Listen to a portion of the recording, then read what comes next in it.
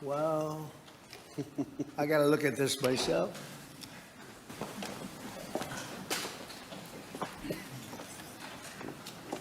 Wow. What a view.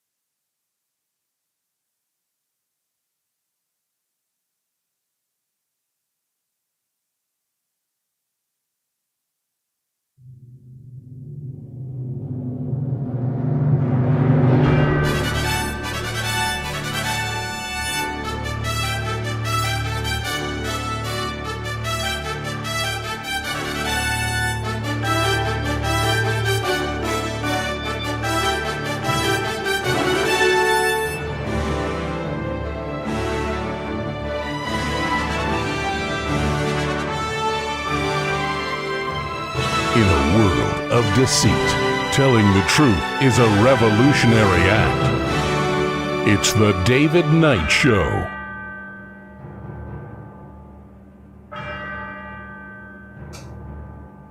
As the clock strikes 13, it's Monday, the 15th of June, year of our Lord 2026. Well, it's Circus Maximus, as we have at the White House yesterday, but there was more spin, I think, in terms of the memo of understanding than there was in the ring. We're going to take a look at the supposed the birthday party for Trump and what one senator, a Democrat, has called a gigantic birthday gift for Trump. $25 billion of Iranian funds released. If this is true, because we've had, this is like the 38th or 39th time that Trump has said we've got a ceasefire set up and a peace agreement going to end the war. So if this really does go through, what is being gained at what cost? And we're going to talk about the rapid expansion of not only government confiscation of homes, a horrific story out of Hawaii, but we're going to look at what's happening with artificial intelligence. The Ponzi bubble is getting bigger and bigger. When is it going to bust? Well, it may be coming soon. We'll be right back.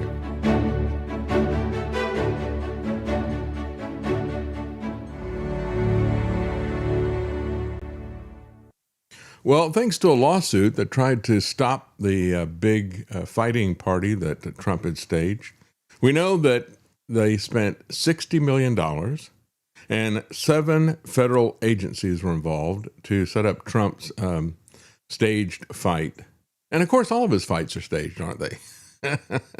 He's had staged fights with Canada, Greenland, you name it. Everybody he stages a fight with. And so I guess the question is, can he blow out all the candles on the debt? Well, he's going to work at that. And they are printing money behind the scenes faster than anybody can imagine. And that's the big head fake. They've got everybody looking at interest rates. They got everybody looking at the consumer price index, which they have rigged. They don't count food or energy in it. But the real issue with the inflation is not just the price inflation from the military action that he took, but it's also what is being done by the printing, the quantitative easing that has ramped up yet again. But looking at this lawsuit that was filed, you had a couple of people who decided they wanted to stop this because they thought it was tacky and stupid, which I agree with, but I wouldn't go to the trouble of filing a lawsuit to stop it because pretty much everything that Trump does is tacky and stupid. Anyway, they tried to stop it, and so as a result, in terms of arguing for its continuance, it saw the same kind of arguments from the Trump administration that we see for continuing the tariffs. Well, hey, we got so much money involved, it's going to be a real problem if we try to walk this back. And so they pointed out that there had been $60 million. Of course, it was raised by individuals. They said the money came from the UFC and by groups affiliated with it. Yeah, right. And then what do they get for this? You know, we've seen a pretty consistent thing, and I've reported this over and over again throughout the years. Somehow, when these people give money to presidents, and it's not just Trump, he's more open about it than anybody else has been. But it happens with the Democrats as well. You give them $1 million, you get $1 billion in contract. What does the UFC get out of this? It remains to be seen. You know, we had that guy, his name was Justin Sun. Remember him, as Chinese guy. He spent $5 million on that banana that was duct taped to a wall as a piece of art. And this guy's just throwing money away. I mean, he's so filthy rich with his cryptocurrency scams. And then the SEC got involved in it and was coming after him, really big fines. But he was an early supporter of the Trump family's criminal enterprise, World Liberty Financial, like WLF. It should be WTF, right? Should be the World Trump Financial, and then the initials would spell what it really was about. Anyway, he was a seminal investor in that, and so he put a lot of money into that. He put in $30 million into that. Because, I mean, hey, if you're going to spend $5 million on a banana duct tape to the wall, why not give $30 million to a Trump crypto venture? That's genius compared to the investment in art that he made. But, you know, funny thing about that, it came with a certificate from the artist saying that he could replace the banana at will, and it wouldn't affect the art. That is a great analogy for crypto in and of itself, isn't it? I mean, a guy who has made money selling the crypto nonsense gets had by somebody selling a banana duct tape to a wall. Nevertheless, he put in $30 million at an early stage, really helping the Trump crime family. And then he put in some more money, $75 million more in various other Trump projects. So this guy is in with the Trumps for over $100 million. Guess what? As soon as the Trumps get in, you know, February of 2025, 1 month after he gets sworn in, maybe not even that long because he got sworn in the end of January, his SEC investigation just goes away with a very small fine for one of his companies. So what do the UFC people get out of all this stuff? And so in pushing back against this lawsuit, the Trump administration said, well, there's been 7 agencies as well, including Homeland Security and the FAA. They have allocated significant resources and manpower. So we have this sunk cost, and we need to continue on. The same argument they made with the tariffs. But anyway, they prevailed in that, and the spectacle continued, and it looked something like this. Do we have that in here? Let's see. I've got a different clip here. Yeah, there it is. Okay. Yeah, motorcycle jumping in front of the White House. I looked at that and I thought, is that jumping the shark? I guess not for Trump. That is exactly what he wants. So anyway, he bets on the South Lawn UFC spectacle to energize his political base, because this is what his political base has become. Idiocracy. Here's a clip. He always finds a way to win. And when he's back in our White House, America is going to start winning again. He's got a higher IQ than any man alive. He's going to fix everything. The price of food and gas RNC versus and housing is out of control. Idiocracy. And the only person who can clean this up is Donald Trump. He'll fix the problems with all the dead crop. He's going to make them grow again. He's going to win in November, and we're all going to be champions again when he wins. I give you my word. He's going to fix that harmony. Let Trumpomania run wild, brother. Let Trumpomania make America great again. That's what I thought. Yeah, that's right. Yeah. Trumpomania, make America great again. Yeah, you know, maybe there was a purpose to all this. When the Iranians see just how crazy America is, and we've used nuclear weapons on other countries before, and we got people like Mark Levin egging him on. So it's like, hey, maybe we should talk to this guy. You know, it's maybe it's a negotiating tactic. Show people just how crazy you are. Well, maybe it worked. It's surreal to see this stuff being pulled off, said a guy who was visiting, a supporter of Trump. He said, it's like the Colosseum in real life. Well, I don't know. I don't think the Romans had motorcycles, but were they this tacky? They probably were. So there's an opinion piece from the Daily Beast, which was actually kind of amusing, going over the edge in the other direction, talking about Trump's bloodlust. And this whole article is on this theme of blood, blood, blood.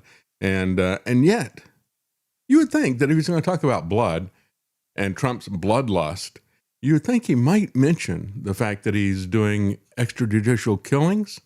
We just had another one where he, nuked from air, not nuked, but took out the headquarters of the guy who's supposedly the head of the Trendy gang, Tren de Aragua, whatever, the Venezuelan gang. Extrajudicial killings. Look, this guy may be, but why didn't Elliot Ness just drive to Al Capone's house and just open him a machine gun on him? That's what Pete Hegseth would do, right? That's what the U.S. military would do. Look, folks, we have a situation, a rule of law in this country that's supposed to be effective, which says that even for a capital, especially for a capital offense, but even when it's a capital crime, you got video of some guy in a mass shooting, let's say, killing a bunch of people. Well, it's pretty clear he did it. You don't just have the deputies, take him out back and, shoot him on the spot necessarily. I mean, usually that's the way these things end up. But what I'm saying is, if there is a crime, you don't just shoot the person on Fifth Avenue, as Trump said his supporters would cheer him. And now they're doing that. You don't look at a boat in the water and say, I think they're shipping drugs, and you blow everybody up, except that, there's still some survivors. So you circle back around and you machine gun the survivors in the water. I mean, how many layers of criminal ethics and criminal violations of the law are involved in that? It's absolutely amazing. And they continue to do it. And, when you're talking about people who are shipping drugs, that is not even a capital offense according to the law. But of course, we don't care about the law anymore, right? If we cared about the law, we would arrest the people, we would take them to court, we'd go through due process, and you'd apply the penalties that are in the law. Even though I don't agree with the war on drugs, and it hasn't worked, has it? What it's done is it's corrupted our government to the extent now. I mean, this is a level that I really didn't think would happen. I thought it was going to be, the kind of kickbacks and corrupt cops and corrupt judges and that type of thing that we've seen now for decades. Now it's gone to the stage of the Philippines, where if you suspect somebody's a drug dealer, just kill them right there. We don't want to have that. They can be wrong about things like that. And that's why I say, even if somebody is a serial killer and there's really good evidence, you have to still give them due process, because the most dangerous killer of all is a government without any legal restraints on it. And that's what he has created. And so you got this article here from the Daily Beast talking about blood, blood, blood, his bloodlust and this and that. It doesn't talk about his wars. Doesn't talk about the extrajudicial killings that are happening in South America on a regular basis. Doesn't talk about the war of aggression without a declaration for a foreign country, attacking and targeting civilians, threatening to wipe out entire civilizations. Somehow this guy, the Daily Beast, just forgot all that. Instead, he starts talking about Trump and his obsession with his own blood, and the fact that he boasts about the fact that he's taking a lot of aspirin. When you have a heart issue or something, you always have doctors who will prescribe baby aspirin for you. And typically what they do is they prescribe a small amount, 80 milligrams. He's taking 325 milligrams, which this author says is 3 times the dosage, which I thought was really kind of funny. It stuck out to me because, we're talking about the Daily Beast here. These people are just hacks. A, he doesn't know, or B, he's incapable of dividing 80 into 325. Because that's 4 times what the doctors would typically recommend for something like that. And he claims that he doesn't have any history of stroke or heart attack. And that's not what the doctors are talking about. But that's what he focuses on. He focuses on that, and he focuses on the UFC fight, but he talks about blood. He doesn't talk about extrajudicial killings. He doesn't talk about wars, about attacking civilians, about threatening to destroy civilizations. This is what is insane about the opposition to Trump. This is, as much as it is, that's what they push back against. He said it is an obsession, a dystopic science fiction proportions. And I got to say, when you look at this thing that was put up, again, I think it's pretty ugly. But Trump loves it. He thinks it ought to stay up forever. I reported that last week. He says, yeah, maybe like the Eiffel Tower. They put that up just for an event, but then they decided to keep it up forever. And it's like, this thing that you put up may be an Eiffel. It may be awful, but it's not the Eiffel Tower. It has absolutely no aesthetic appeal. There it is. So yeah, that is, it's kind of like graffiti on a building. But besides all of that, this guy says, oh yeah, it's like a dystopic science fiction proportions. No, what is happening with artificial intelligence is really, and digital ID is really what is of dystopic science fiction proportions. What Marsha Blackburn is doing is really what is, and Trump. She's the one carrying the water for Trump in terms of AI and digital ID. She just came after a website with demands of this last week.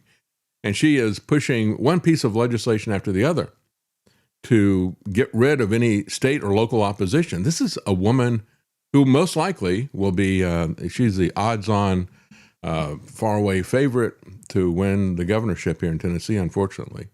This is someone who wants to be governor of a state who has nothing but contempt for the 10th Amendment, nothing but contempt for search warrants, nothing but contempt for rights. She wants to turn everything in the digital sphere into a government-granted privilege. She's not fit to be a dog catcher, let alone governor. Marsha. Yeah, you're going to get on her Blackburn blacklist. It's just amazing to see what she's doing here. But again, they miss the big issues that are here. While they're mired in the metaphor of a literal war, Trump and Lindsey and Levin and Shapiro are putting all the setting in the bleachers and cheering for a real war, not a metaphorical war that these gladiator contests represent. I mean, you can look at people at spectator sport. One of the things that came out over the weekend, of course, the UFC did their own meme, and it was better than typically what you would see with Trump. It wasn't as cartoonish. They had Teddy Roosevelt. They talked about how he was so big on the fact that, Americans need to learn how to fight. And so he was constantly having people come in as sparring partners and that type of thing. And so they were talking about him training in the White House and sparring with all these different boxers and everything. And the whole man in the arena thing. So, oh, you want to criticize us? Well, don't criticize the man in the arena. Well, guess what? Trump is not the man in the arena, as they were doing it. Trump is not sparring with people except verbally. And yet he is wielding the weapons of mass destruction against one country after the other. And doing it in a way that has utter contempt for the rule of law, for any moral law that is there. And so you got people like Trump and Lindsey Graham sitting in the bleachers watching this UFC contest. They're sitting in the bleachers and cheering as they send off real gladiators to risk their lives to some extent, not nearly as much as it's a very one-sided contest. It's kind of like sending somebody out with a sword versus a lion. When you're talking about the Iranians being the guy with a sword versus a lion, maybe they give him a short Sikh ceremonial life. I would put my money on the lion, but these guys are basically, they're sending them out again to massacre civilians for his pride, for his ego, for his power lust, his ego politics. orders to kill, except that the real Caesar is not Trump. The real Caesar is in Israel. And I want to talk about something that we haven't talked about yet. And we talked last week about the fact that this merger between the U.S. Military and the Israeli military. And the purpose behind all that, of course, was the fact that Americans are not happy about the fact that we've given Israel $300 billion. Most Americans are not happy about the way that Israel has used it to attack their neighbors, to commit genocide against the people in Gaza. And so there's a lot of pushback against that. And, Netanyahu is staying one step ahead of public opinion as he looks at the pushback in public opinion. And he thinks, well, maybe they're going to cut this off. He says, I don't want that kind of money sent to me anymore. Instead, what he's doing is he's negotiating a backdoor merger so that they will actually benefit in a closed way, in a hidden way. As public opinion is turning against him, he just goes underground. Well, there's also something else that we did not talk about. We talked about that last week, but we did not talk about this other piece of the puzzle. And that is something that's put in by Tom Cotton, a guy who has received a great deal of Zionist money, a senator who is head of the Senate Intelligence Committee. And he has put in a measure that would dramatically increase Israel's access to American secrets. I mean, the amazing thing about it is that this Senate bill would require the president, all presidents, current and future, require them to share intelligence with Israel. And he would have to get special permission to not share any intelligence. Isn't that amazing? And this article from Responsible Statecraft really nails it. And it said what is really strange is when you stop and think about how the Senate and how Congress has abdicated its responsibility on terrorists, abdicated its constitutional responsibility on declaring war. Both of those things are their patent. They just are saying, we don't want to do it. We'll just kick it over to the executive branch. But when it comes to Israel and when it comes to spying, now they want to be very hands-on. Number one, first of all, we're going to pass a law saying you must give them all of our intelligence. And secondly, if you want to withhold anything, you've got to come to us. So they're going to micromanage the presidency on something that really should be, if it's going to exist at all. I'm not a fan of the intelligence agencies, but to the extent that it exists, it makes sense for that to be in the executive branch. It's not something that you can micromanage by these large bodies that have to deliberate on things openly. So it's a 192-page intelligence authorization bill. So they stick the merger of the U.S. military with the Israeli military into the NDAA, the National Defense Authorization Act, okay, which is always a must-pass bill. They have a similar one, which is nearly 200 pages long, that does the same thing for the intelligence agencies, the Intelligence Authorization Bill. This is put in Section 622. The title is United States-Israeli Intelligence Sharing Enhancement. To require the president to expand and to enhance intelligence sharing with the government of Israel, quote unquote. A list of subjects that encompass almost every topic of intelligence interest in the Middle East. The bill was put forward by Senator Tom Cotton, the chair of the Senate Intelligence Committee. It prohibits any suspension, any reduction, any limitations of such sharing. Excuse me. Except on the basis of a specific and identifiable national security concern that be determined by the president. However, any such exception would require the president, if he determines that there's something that's in our national security that we shouldn't tell them, he's got to go to Congress within 15 days and let them openly debate it and report it to the Israelis. Let's discuss this extremely sensitive information on the Senate floor to determine whether or not we should make it public to Israel. Yeah, this is Tom Cotton. This guy should get the Jonathan Pollard Award. We really should start handing out a Jonathan Pollard Award to all these people who have betrayed us to Israel. And understand that Jonathan Pollard was not doing this because he's some diehard Jew who loves his people and his country or whatever. He was shopping around this stuff to a lot of different countries at the time. And, besides Israel. And, of course, the information they turned over to Israel was used to allow more people to immigrate from the USSR that were Jewish, right? Wanted them to be able to immigrate to Israel. And for that, they betrayed American soldiers and sailors. It's kind of, we see this same movie being played over and over again, don't we? The betrayal of American soldiers and sailors. Oh, well, let's merge the two militaries together. It'll help them do that even more so.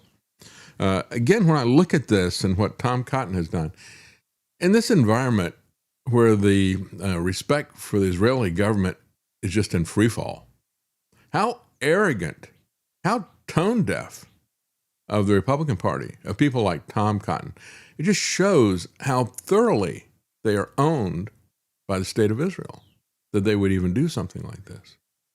So, again, one of several recent moves, says Responsible Statecraft, by those in Washington who carry the Israeli government's water to keep the United States tied to Israel, despite plummeting support. The U.S. support for Israel has been more than $300 billion in economic terms. Netanyahu's tried to get ahead of the declining public support and avoid embarrassing losses by suggesting that it'd be fine with him to phase out the military aid. Let's forget the military aid. Let's just merge the two militaries together. Because I'd rather have you guys go fight our wars anyway, right?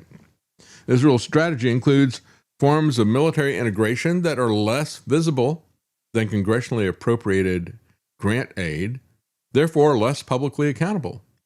Section 224 of a defense authorization bill, currently in the House of Representatives, embodies this form of integration.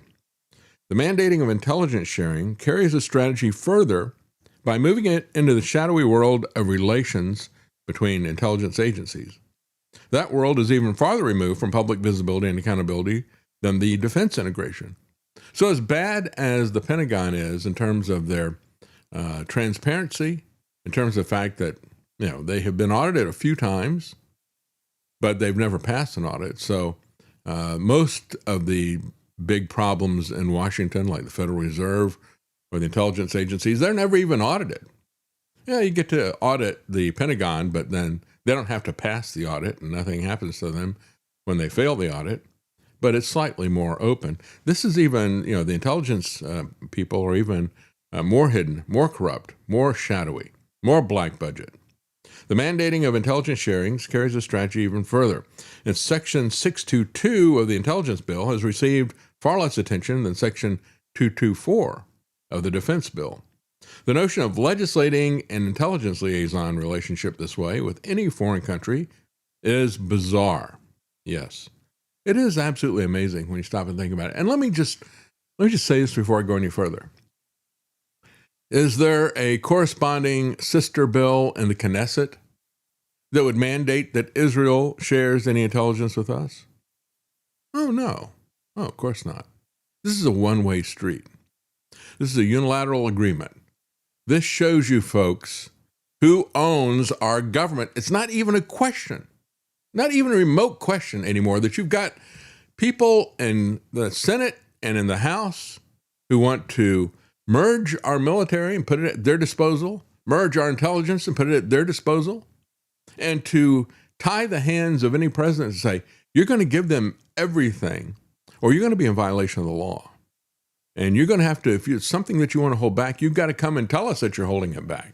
What an absurdity that is. Of course, connecting the militaries like that would also tie the hands of any president that wanted to restrict money going to them, because they'll just be helping themselves to the military budget. So now it's going to be a whole big thing of, you've got to restructure your entire military spending bills and whatnot if you want to restrict any money going to Israel. That's right.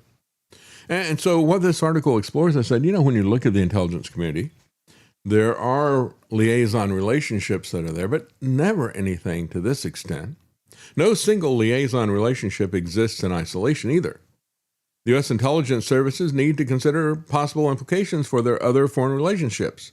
For example, one generally does not share with country A information about country B if the United States has a relationship with B that is about the same level that it has with A. And so a liaison involves a hierarchy of relationships. What would that hierarchy be? I think there's one country at the top of this now. That's pretty clear. The hierarchy is that Israel controls America. But they point out that because you've got this complicated thing, if you share, some intelligence or whatever, hey, psst, I know this about so-and-so, and it's like gossip or something.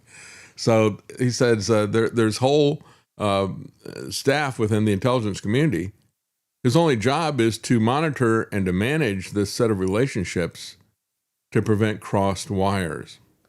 In other words, what we're talking about here is something that really is like gossip taken to a deadly extreme. Yes, go ahead. I mean, it goes even farther with that with Israel, with how they've been attacking their neighbors all the time. Yeah. People that they don't have a bad relationship with and we don't have a bad relationship with, if we give them information on them and then they act on that, that's, immediately tying us into it even before they do anything. That's right. And that's exactly what is happening with all this stuff. Our national security has been so undermined. The entire world despises Israel just like they despise Trump. As a matter of fact, they just had a referendum in Switzerland, and the referendum itself was, I think, a bit troubling the way they focused on it. They said it was a referendum to limit the number of Swiss citizens to 10 million citizens. And so you're looking at this and thinking, wait a minute, that could very easily be used to enact some kind of a one-child policy or something crazy like that. This is not simply about keeping people from flowing into Switzerland and becoming new citizens, apparently, when you put a number on it like that. It didn't pass. But it was interesting to me that there was one picture that showed the signs for and against. It was in German, and, one of them is like, we have to protect Switzerland for the Swiss or something. It says, vote ja, J-A, yes. And the other one says, vote nein.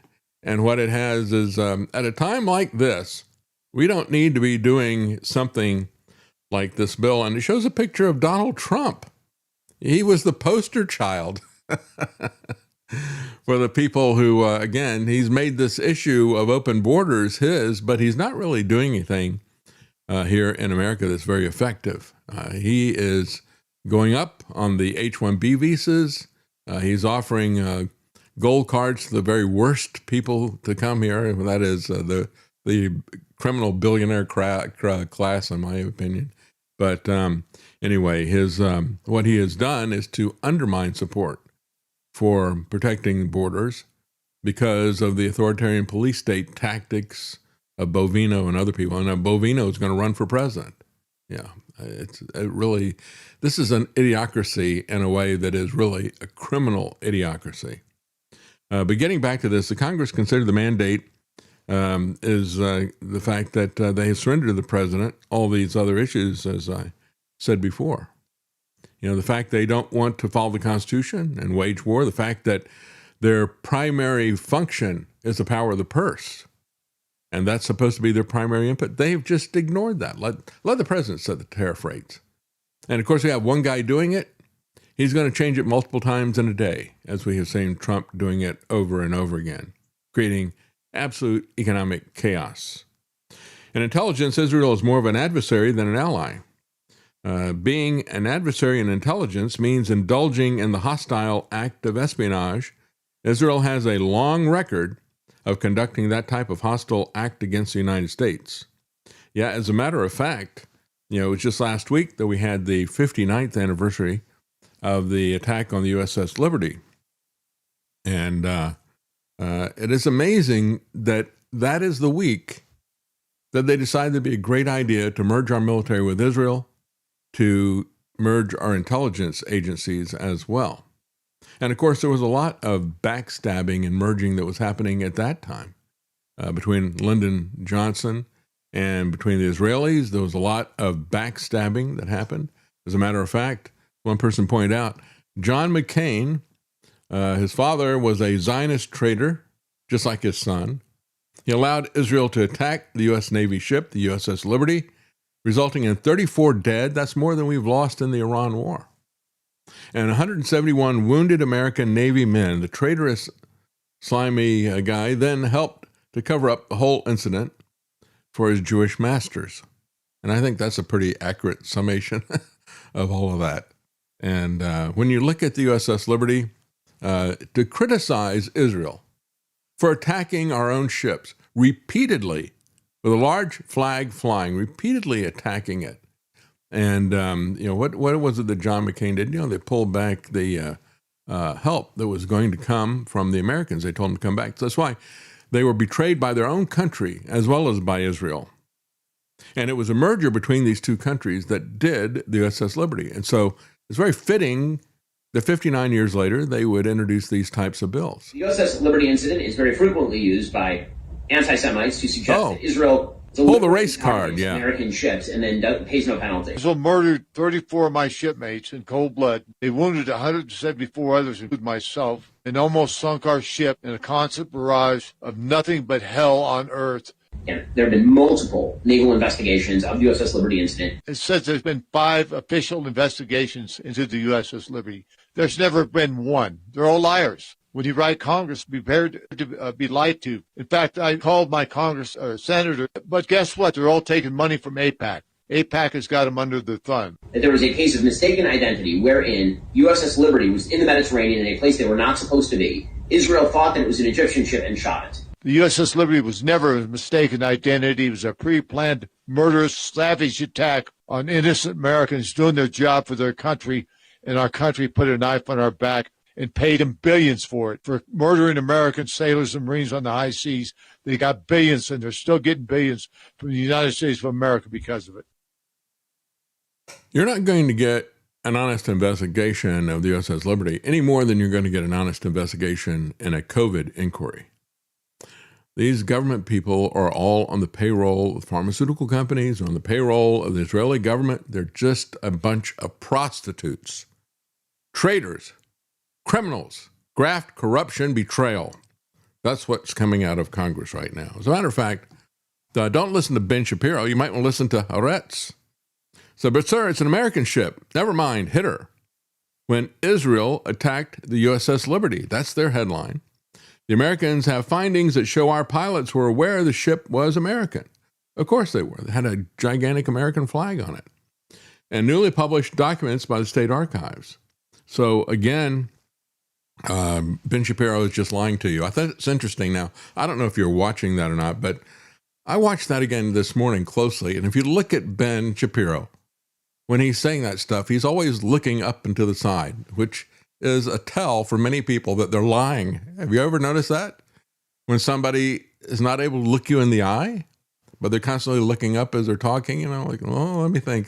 They're kind of making it up as they go along and trying to read the script to lie to you. Well, Thomas Massie did talk about the USS Liberty, and he did talk to sailors last week. He held a press conference on the day of, and a lot of them were talking about the fact that they were threatened by the U.S. government not to say anything about it.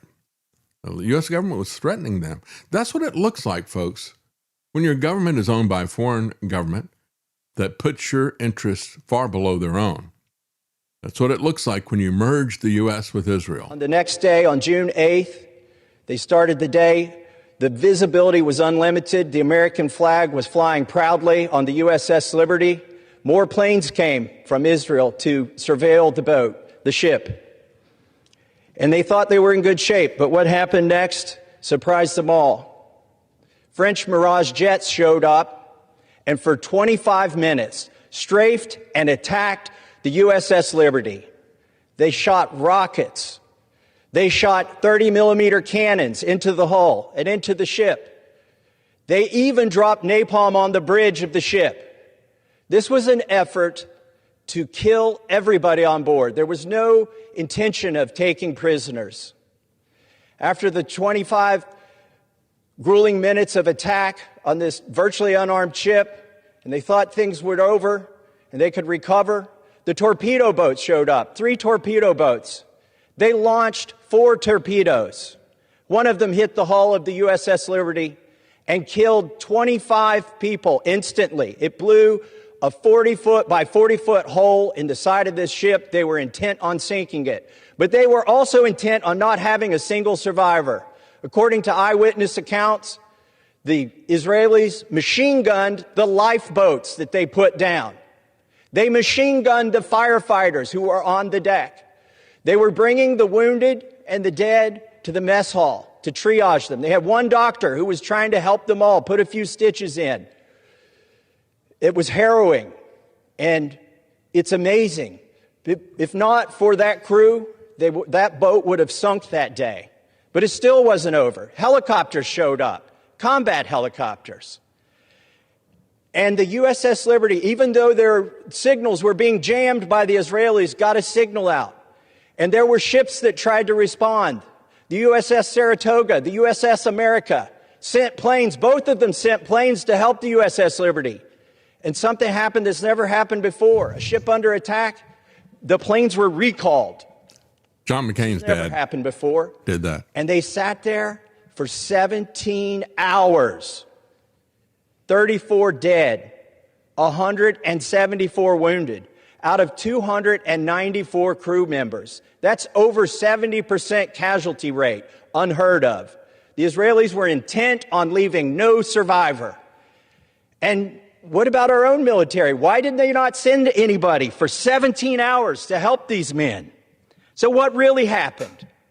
You know, the official reports say that it was a case of mistaken identity. But if you listen to Dean Rusk, former Secretary of State, Richard Helms, CIA Director, Bobby Ray Inman, head of the NSA, Captain Ward Boston, who was the chief counsel of the Court of Inquiry, if you listen to Admiral Moore, who served in Pearl Harbor, Midway, commanded both the Atlantic and Pacific Fleet, and was chairman of the Joint Chiefs of Staff. None of these distinguished men think this was an accident. They think it was intentional murder by the country of Israel, either as a false flag operation or because they simply didn't want anybody observing what they were doing that day. Well, I've got a call to action for everybody here. Honor these individuals. Quit ignoring that they exist. Go to their website, ussliberty.org. Support them.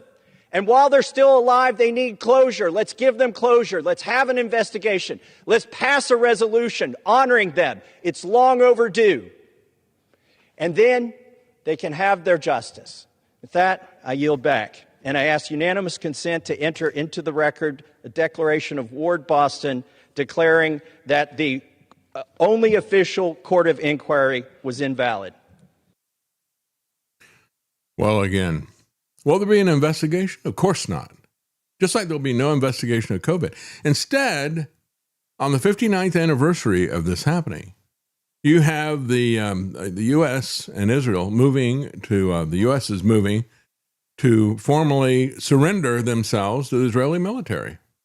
We're going to bring them in militarily, merge with them. We're going to give them all of our intelligence. They will give us no intelligence, as a matter of fact.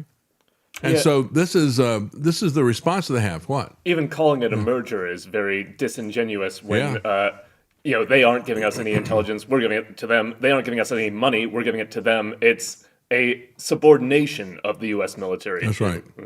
Call it a hostile takeover. That's what you do with corporations when one corporation buys out another and they don't want to be taken over. Except these people who are elected representatives do want to be taken over. But it's the stockholders that don't want it there. The taxpayers who are there, they do not want this merger. But again, there will be no investigation, just like there's no investigation of COVID. And instead, they're going to move deeper into this, just like with COVID. You just had RFK Jr.'s health fraud institution he's over. So HHS, they're just moving to authorize the COVID vaccines for a much larger group of people. They're not investigating it. They're not warning people. They're not pulling it off the market. They're not coming after Big Pharma. Instead, they're going to give Big Pharma more of this stuff. That's what we see from Washington. No investigation, no justice, just doubling and tripling down on the crimes that they've been doing. Well, one person pointed out after Massey said that, I'm glad that Israel spent $32 million to stop Massey.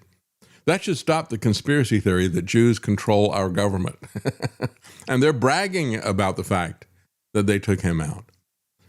Phil Turney had more to say about the USS Liberty. That's the guy who was the veteran that you We saw. were deliberately sent there. All the ships were going one way. We were the only ones going that way. Eshkol and LBJ and their cronies together had a tight-fisted group that said, let's get this going. This attack was probably planned a year in advance to sink that ship and blame it on the Arab states.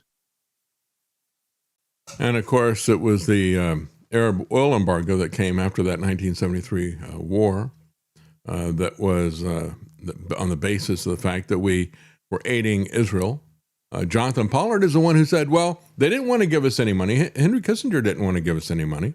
As bad as Henry Kissinger was, Jonathan Pollard brags about the fact that Israel blackmailed the United States with nuclear weapons, said, you give us the weapons that we want, or we're going to use our non-conventional weapons, wink, wink, on Egypt.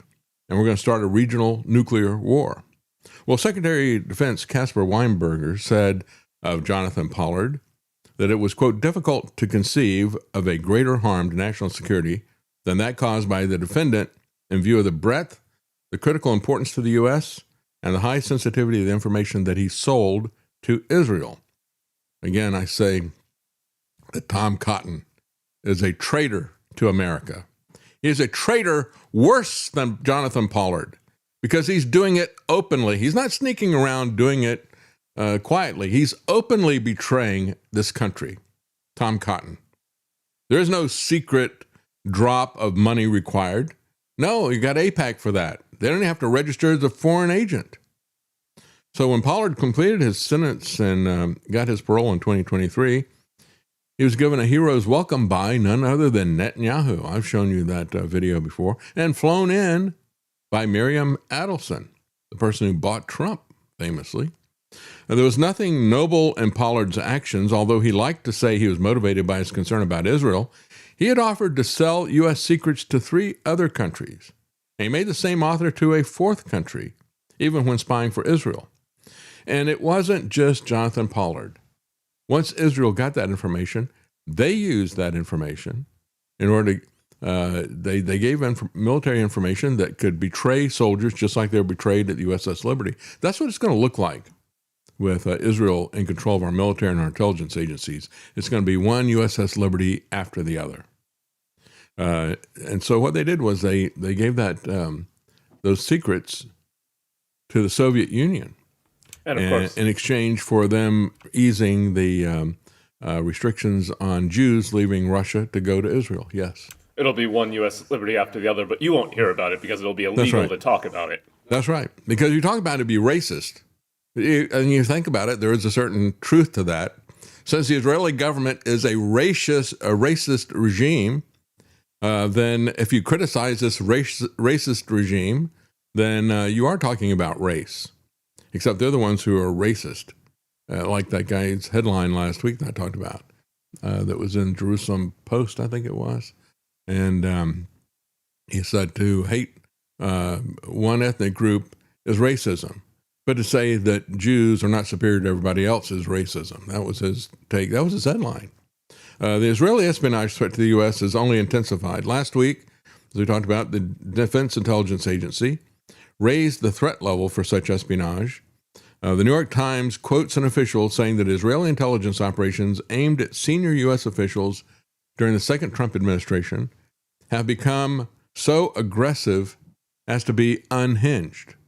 And why would they do that? Because, I mean, they already own Trump. They own people like Tom Cotton and people like Mike Johnson and so forth. They bought these guys lock, stock, and barrel. Why would they feel the need to supply? And again, it's just like anything else. When you look at these billionaires, why do they need to have more money? Well, because it's a drug, an addiction, right? When you get a lot of money, you want more. And when you get a lot of power, you want more with that as well. So it is this insatiable power their thirst for power that they're trying to feed here. Any sensitive information, including intelligence secrets, shared with Israel entails a high risk of Israel passing it on to other countries. And they've got a long record of doing that, as they did with Jonathan Pollard and so forth. The risk of Israel passing sensitive U.S. information to other states with any country that is willing to have such relations despite Israel's continued subjugation of the Palestinians. So they become such international pariahs that if anybody, looks at them twice, it's like, hey, let's be friends.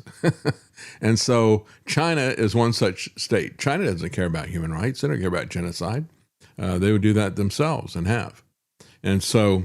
And let's not forget that a lot of the secrets that Jonathan Pollard gave to Israel, they just sold right on to Russia.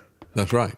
And what they're saying here is that U.S. intelligence secrets that Israel have been passed on to China. A lot of military technology has been passed on to China, and they continue to have extensive technical cooperation with China and with Russia, because China and Russia don't care about human rights. And so, hey, if we can establish our relationship, we have so few countries that like us.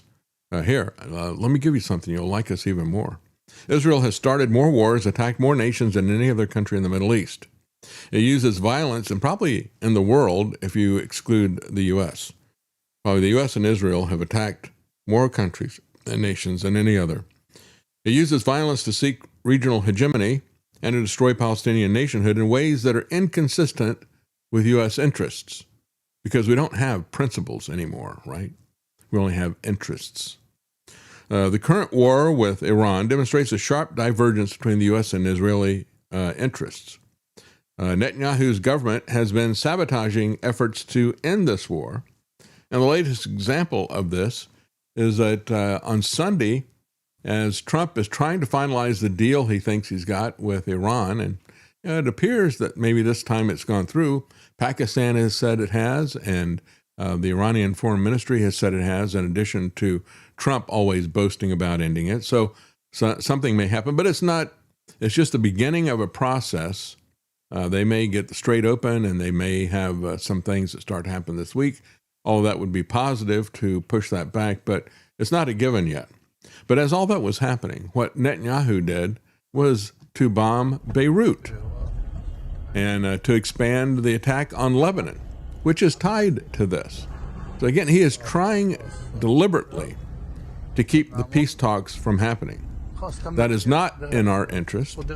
It's not even in his interest, as a matter of fact. The Israelis believe that what Netanyahu has done has been counterproductive for their own security. And of course it has. If you act like a terrorist nation, what you're doing is you're feeding the terrorists.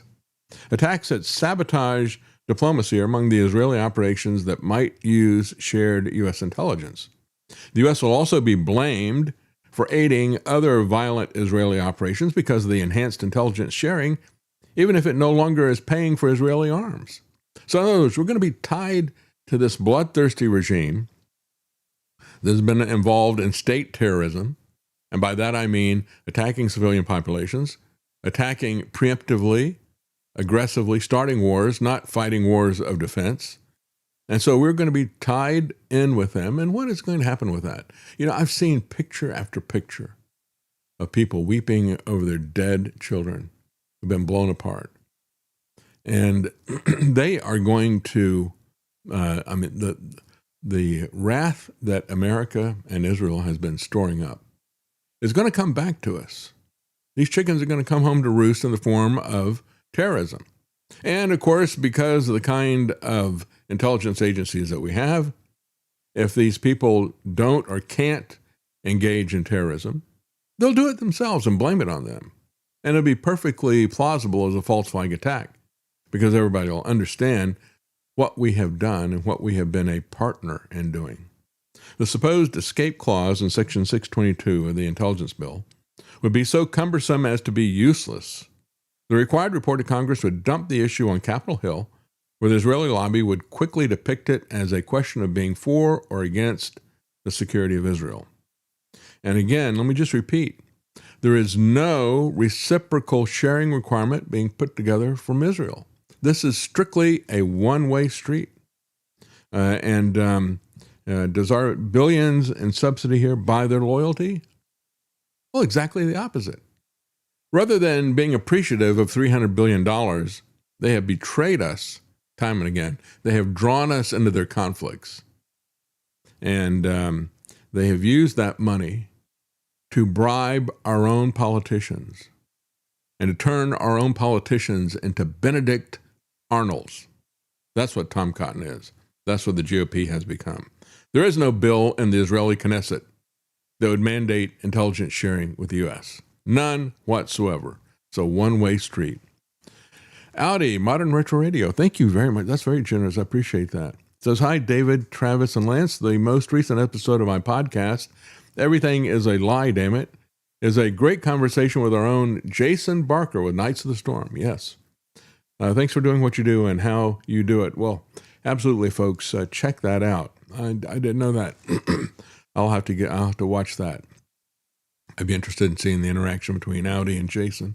And again, that's on Everything is a Lie, Damn It, his podcast. Max Alva says, Mike Judge was way ahead of his time. Do not obey predictive programming. Yeah, well, absolutely. Audi Modern Retro Radio says, eventually IDF soldiers will be on U.S. soil, locking up people for exercising their First Amendment rights if we let them. Yeah, that's right.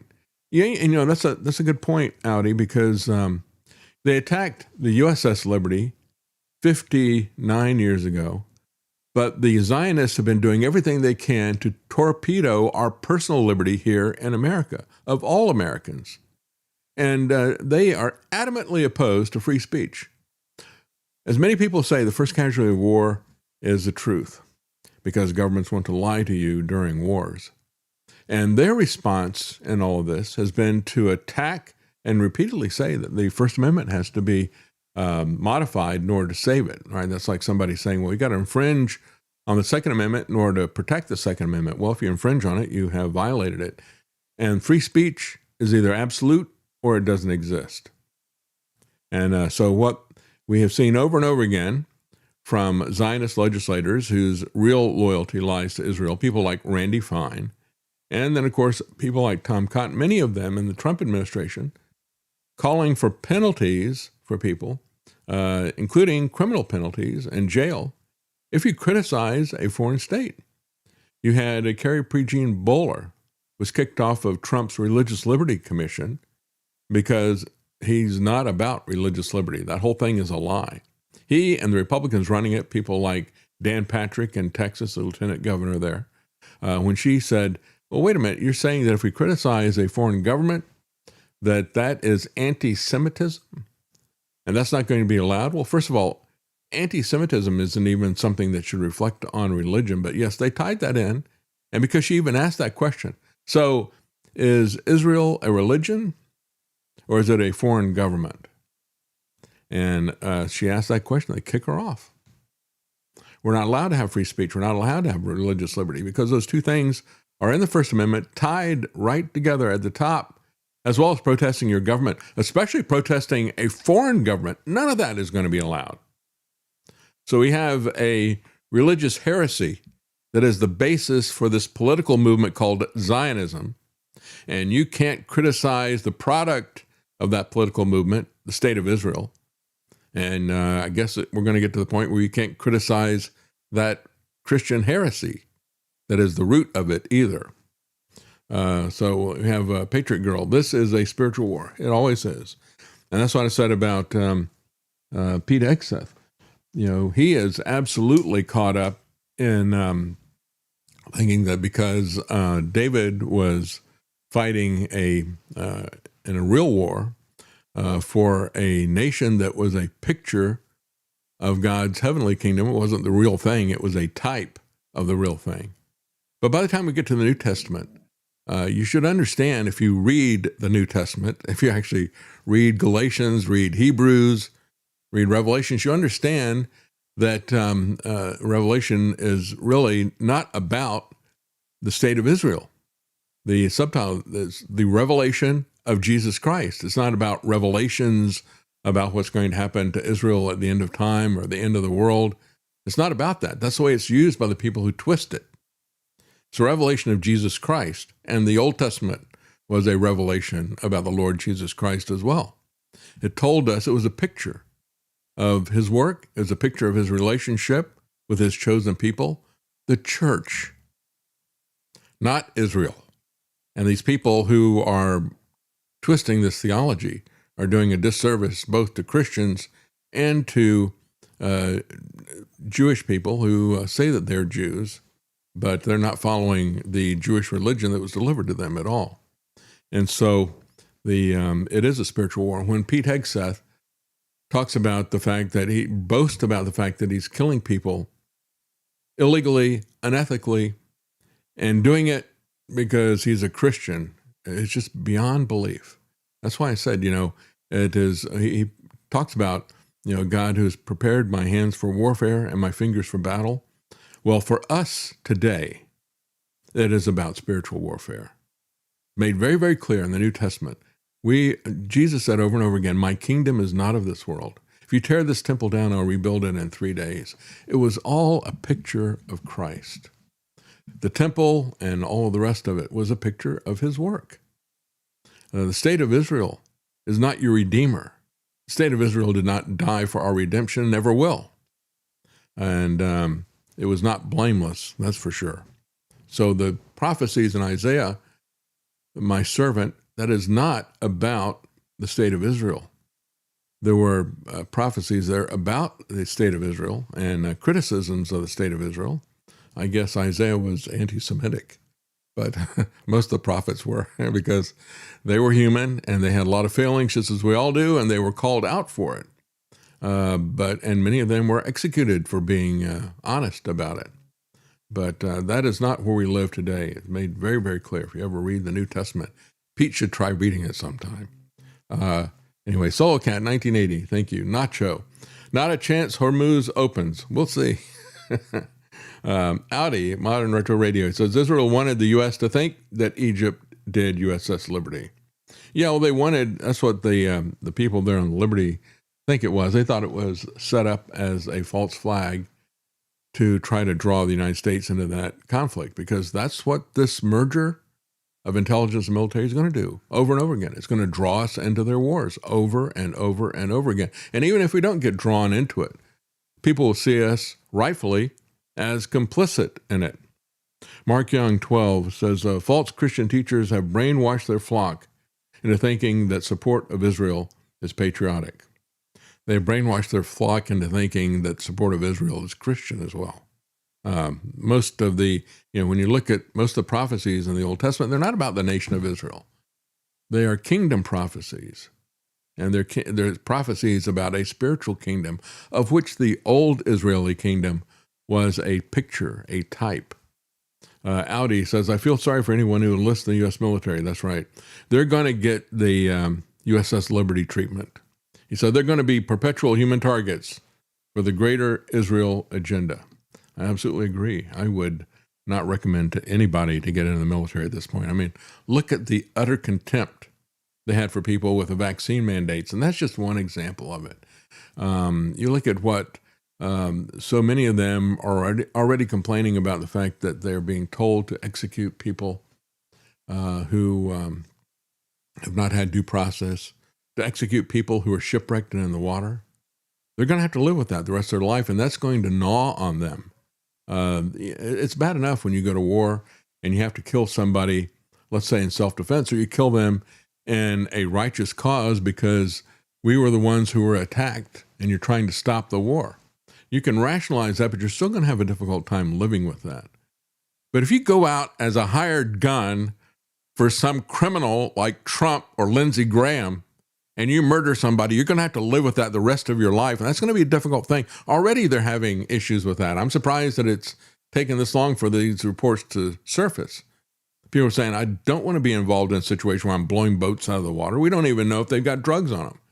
And that's not what we've always done anyway. At the same time they're doing that down there, they are still interdicting drugs under a very strict protocol of making sure that they check the boats. And as Rand Paul pointed out, 25% of them don't have any drugs on them. But the other issue is that even if they did, It's not a capital offense. And as many people pointed out, most of those that are interdicted and they catch drugs, they take the drugs, they destroy the drugs, but they don't even bother to prosecute these people. And yet Trump will murder them on sight.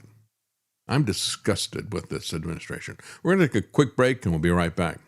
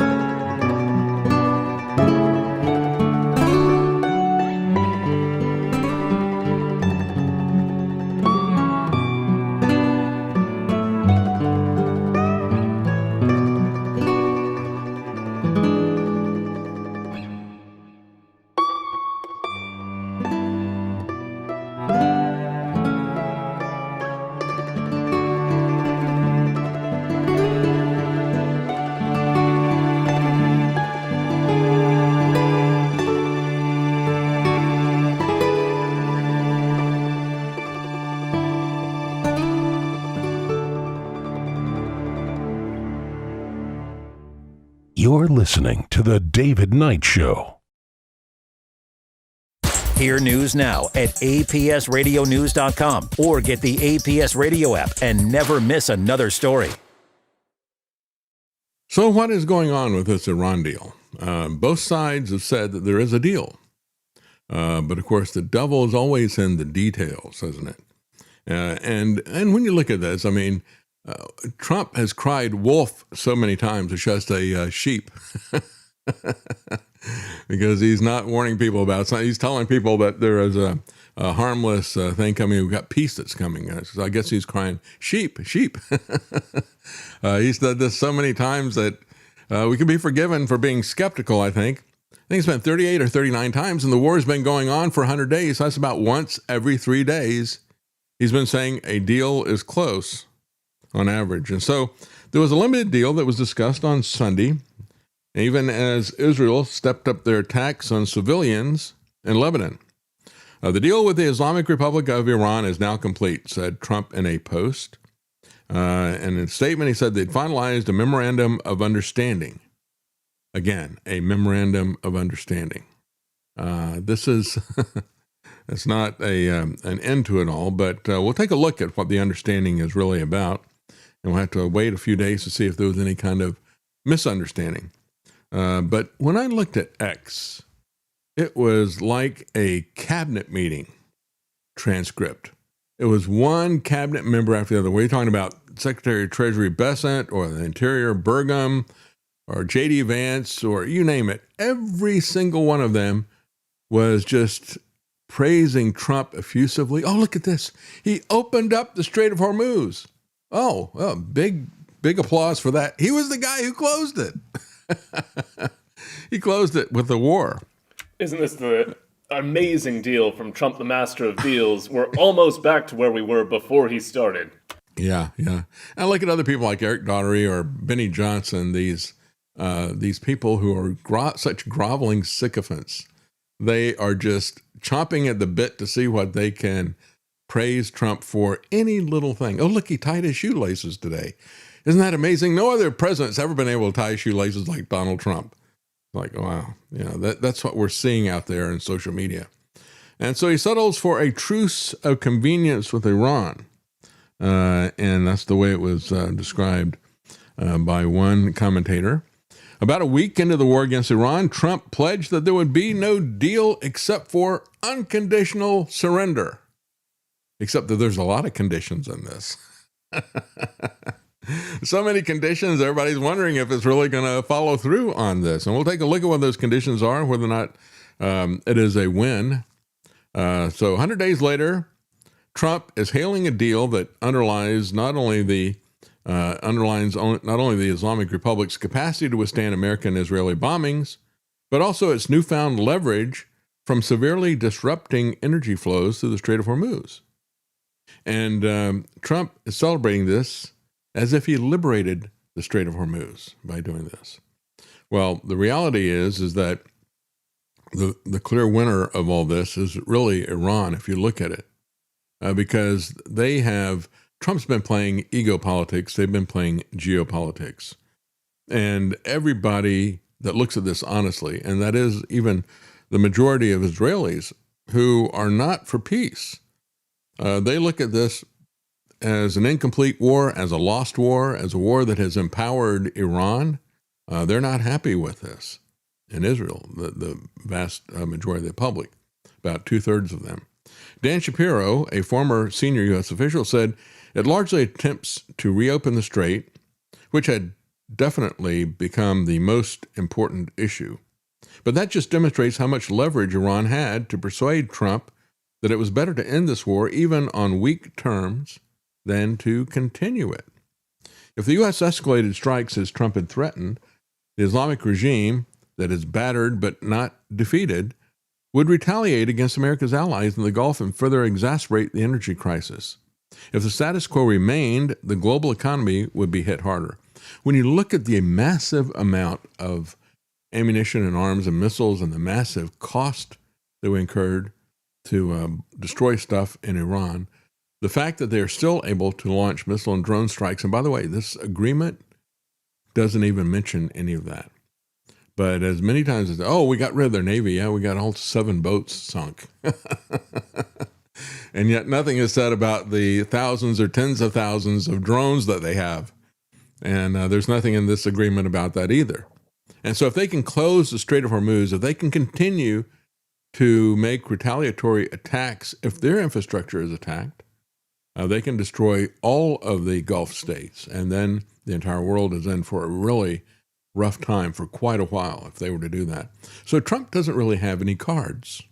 As he likes to say, I've got all the cards. No, you don't. They've got all the cards in this particular one. You are in a lose-lose situation.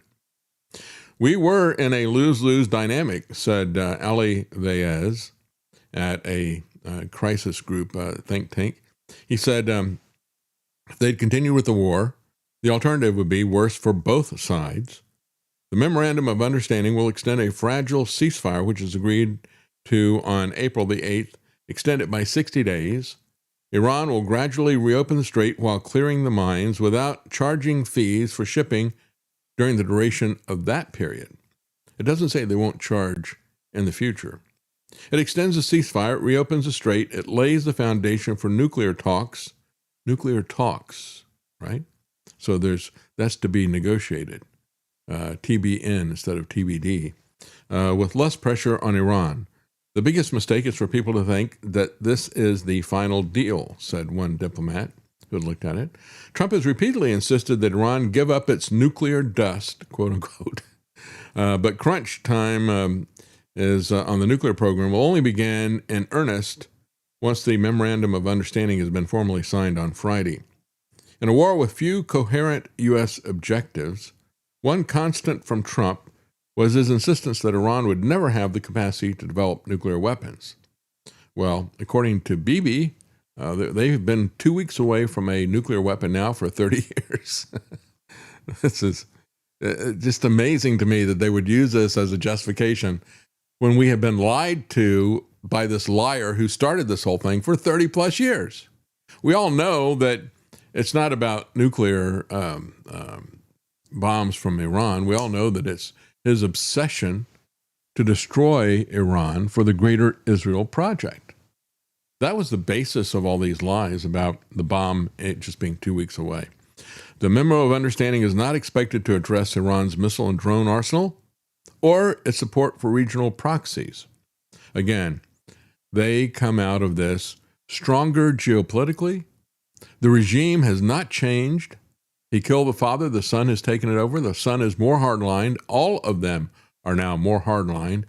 And any internal pushback that was happening by the people living under this, and it is a very repressive regime, make no doubt about it. People who were critical of the government, just like under the Shah, government critics would be lined up, tortured, and executed. And same thing was happening under the Ayatollahs that happened under the Shah. And so by attacking them and attacking civilians, you've actually strengthened this regime, which has now become more hardline. So they warned Trump against going to war. Many Arab states did. And they have supported efforts to try to end the conflict as soon as possible. Because what they have wound it up with is a wounded, more hawkish regime right in their backyard. Yeah, this is a much more dangerous animal thanks to the actions of Bibi and Trump. Arab states will also be wary about whether Iran will attempt to charge fees for ships using the Strait, something that Tehran has been insisting that it plans to do. So we're going to kick this down the road, and there's a way for Trump to try to save face and try to get out of there and, again, quickly open up the Strait of Hormuz, because we are looking at tank bottoms in terms of Western oil reserves. Some analysts question whether the deal will even make it to the next phase, citing Trump's plan to end the Israeli-Hamas war in Gaza. He announced with great fanfare last October that he was about to do that. Never happened, right? So again, you can take Trump's statements, whether it's about tariffs or whether it's about war or peace, you can take that with a grain of salt, because the guy is just LOL. He's not only a joke LOL, but he is also lie on lie. Lies stacked on top of other lies. Everything he does is a lie. The deal also calls for an immediate permanent end to the war on various fronts, including Lebanon. So we'll see if Netanyahu will do what he can to sabotage that.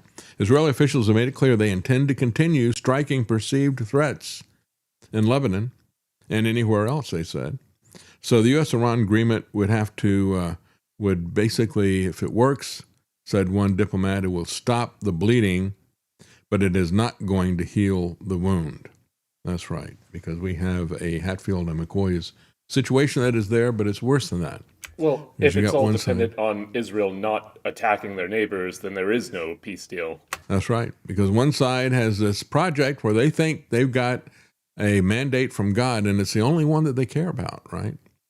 God gave them a lot of mandates. He gave all of us some mandates, but they only care about one of those, and that's the part where they think they've got a deed to the land. They were tenants. As a matter of fact, if you look at even Jesus' parables, he refers to the Jews as tenants on the Father's land. And what they did was they killed the people who came to oversee what they were doing, and God kicked them off the land, which was not theirs. They had a right of tenants, not a ownership right to that. Oil executives are sounding the alarm over the dwindling stockpiles. They said, without an influx of more oil, of course, prices will have to surge to stop the run on supplies. And it's not going to be that easy to get this started, I don't think, because unlike the situation you had with the OPEC oil embargo, this abrupt stopping of traffic through the Strait of Hormuz, which was a bigger disruption in terms of quantity. Again, the 1973 OPEC oil embargo was directed only at the United States, and that only affected 15% of our oil consumption. Yet, it created a global crisis in terms of the price of oil. So these oil executives are sounding the alarm, and I think it's because they know the prices are going to go up continually for a while because of the shrinking supplies. And they're going to be charged with price gouging. And what they're saying is, look, these are depleted oil inventories that are keeping prices elevated, and it's a supply and demand situation. Whether that's true or not, it will be demagogued by people. Certainly, this time around, it won't just be the Democrats who are saying that they're price fixing. It'll be the Republicans as well, because they want Trump to look good.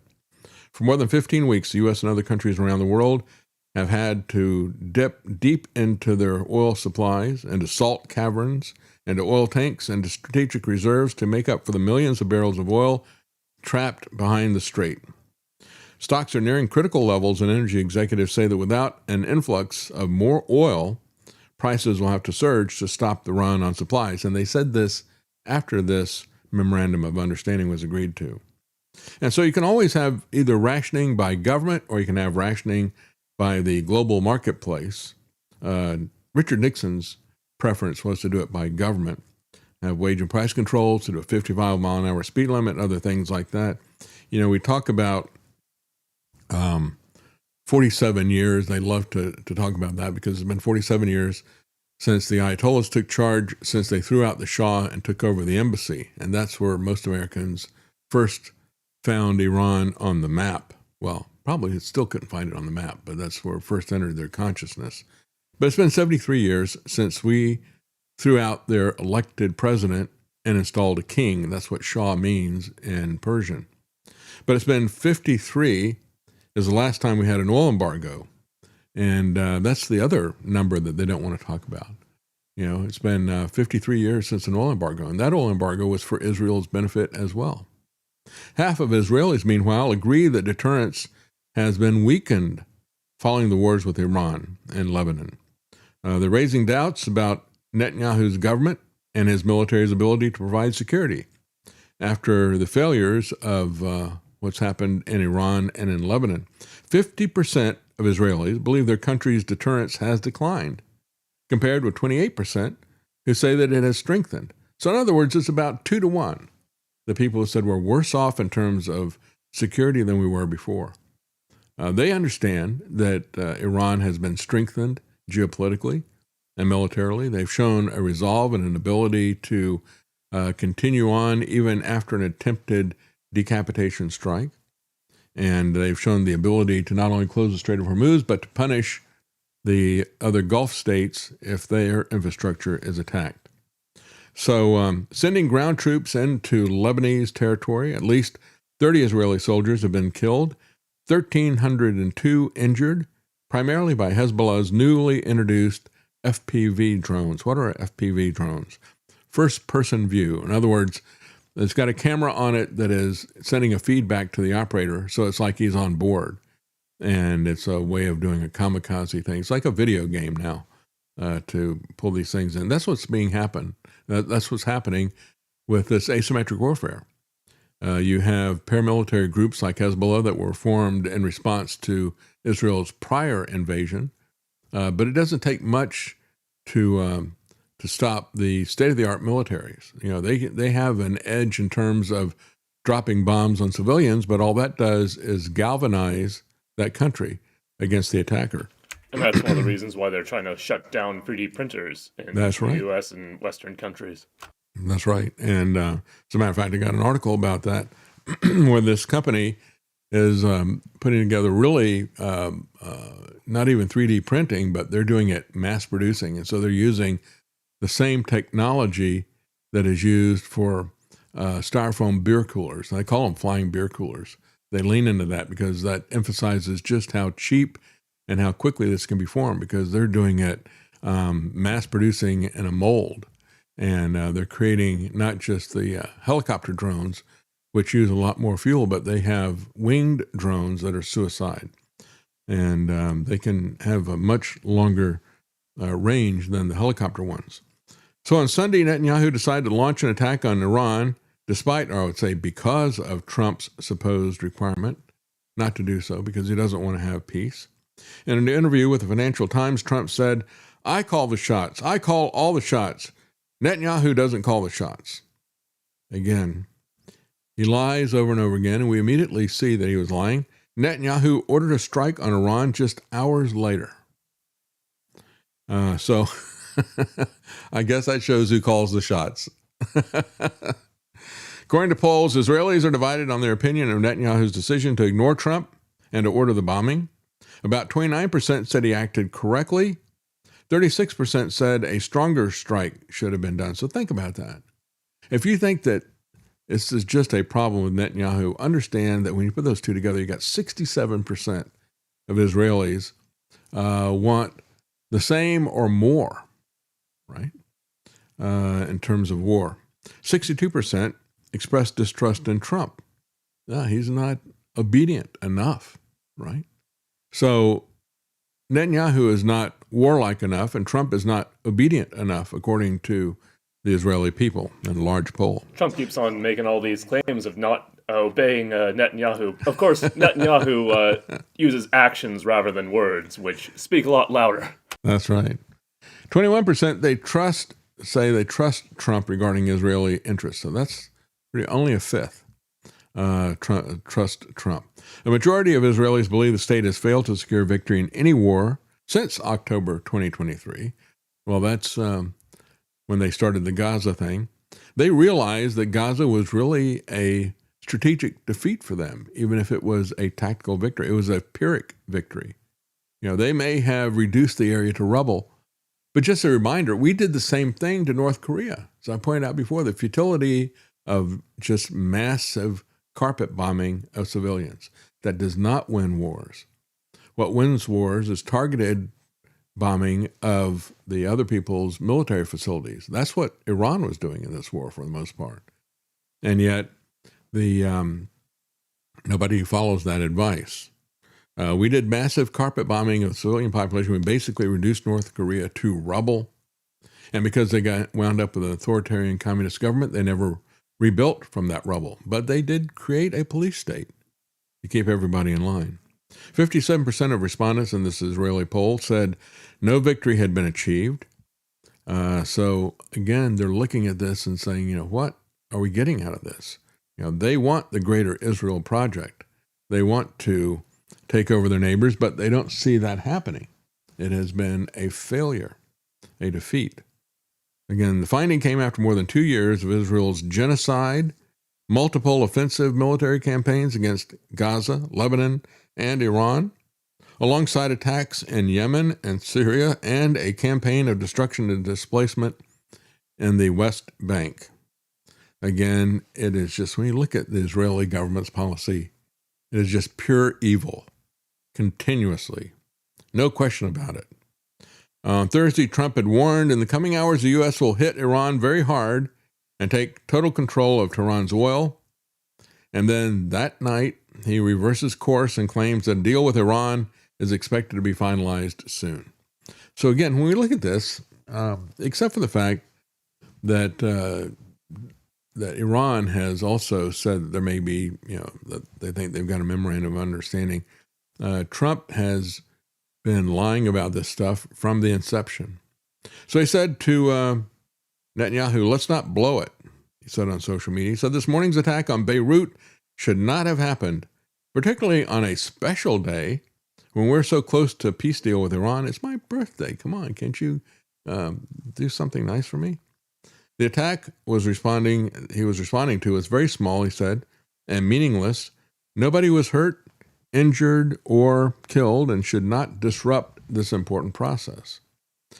So what had happened was a drone strike on northern Israel set off a chain reaction. On Sunday, Israel hit Hezbollah targets in Beirut in retaliation, and Iran is now threatening to strike back. So again, Netanyahu may be able to subvert this whole process. A similar strike last week led to Iran launching missiles at Israel and a day of escalation between the two countries. So Netanyahu is hoping that'll happen again. Now, Mike Waltz, who is the U.S. ambassador to the UN, said that this agreement is very different from the Obama deal. He said there's two fundamental changes. So let's take a look at that, if that's really the case. He said under the Obama deal, there was not anytime, anywhere verification. He said, and number two, you're not going to see these pallets of cash moving up front.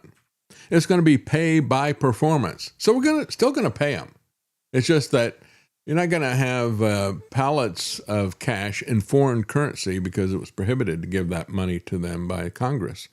So they went around it in the Obama administration by putting together massive pallets of foreign currency and shipping money to them.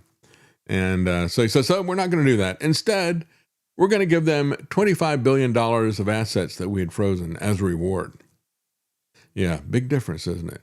And of course, there was a regime of inspections. I'm not sure how that is. He claims it's different under this one, but under the old agreement, the IAEA was inspecting their facilities. And so maybe it was a regularly scheduled thing rather than something that you can do on the spur of the moment. But just exactly how fast are you able to pull that off? You think you're going to go in there and surprise them? Nobody expects the Spanish Inquisition, right? I don't think it's going to be like that at all. It's still not going to be much difference in terms of that. And then he said, and finally, the blockade, Trump's blockade, has been enormously effective. Do you see what he did there? See that spin there?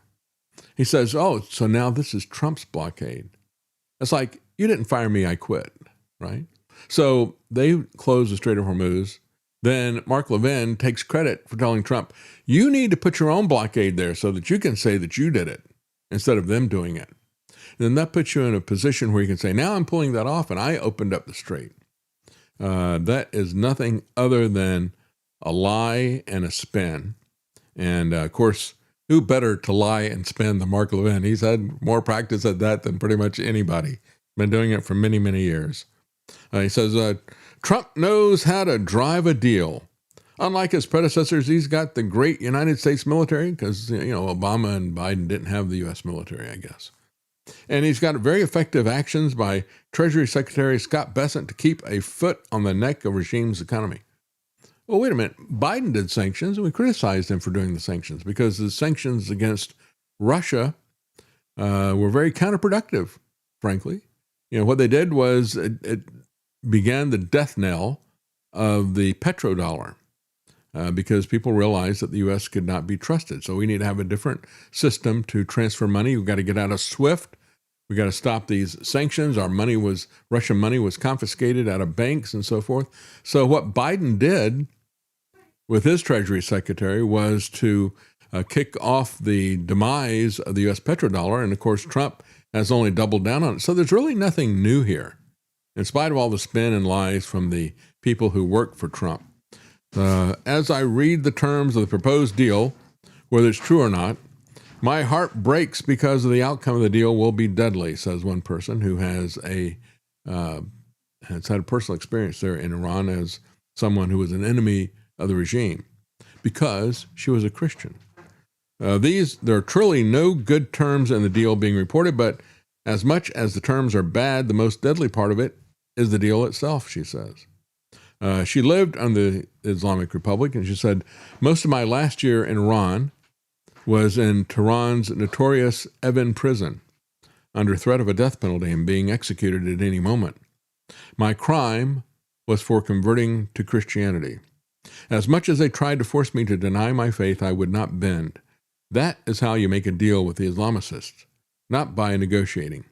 And so again, when we look at this, let's not lose sight of the fact that just because the U.S. was in the wrong in terms of starting a war against these people, it was not a good regime.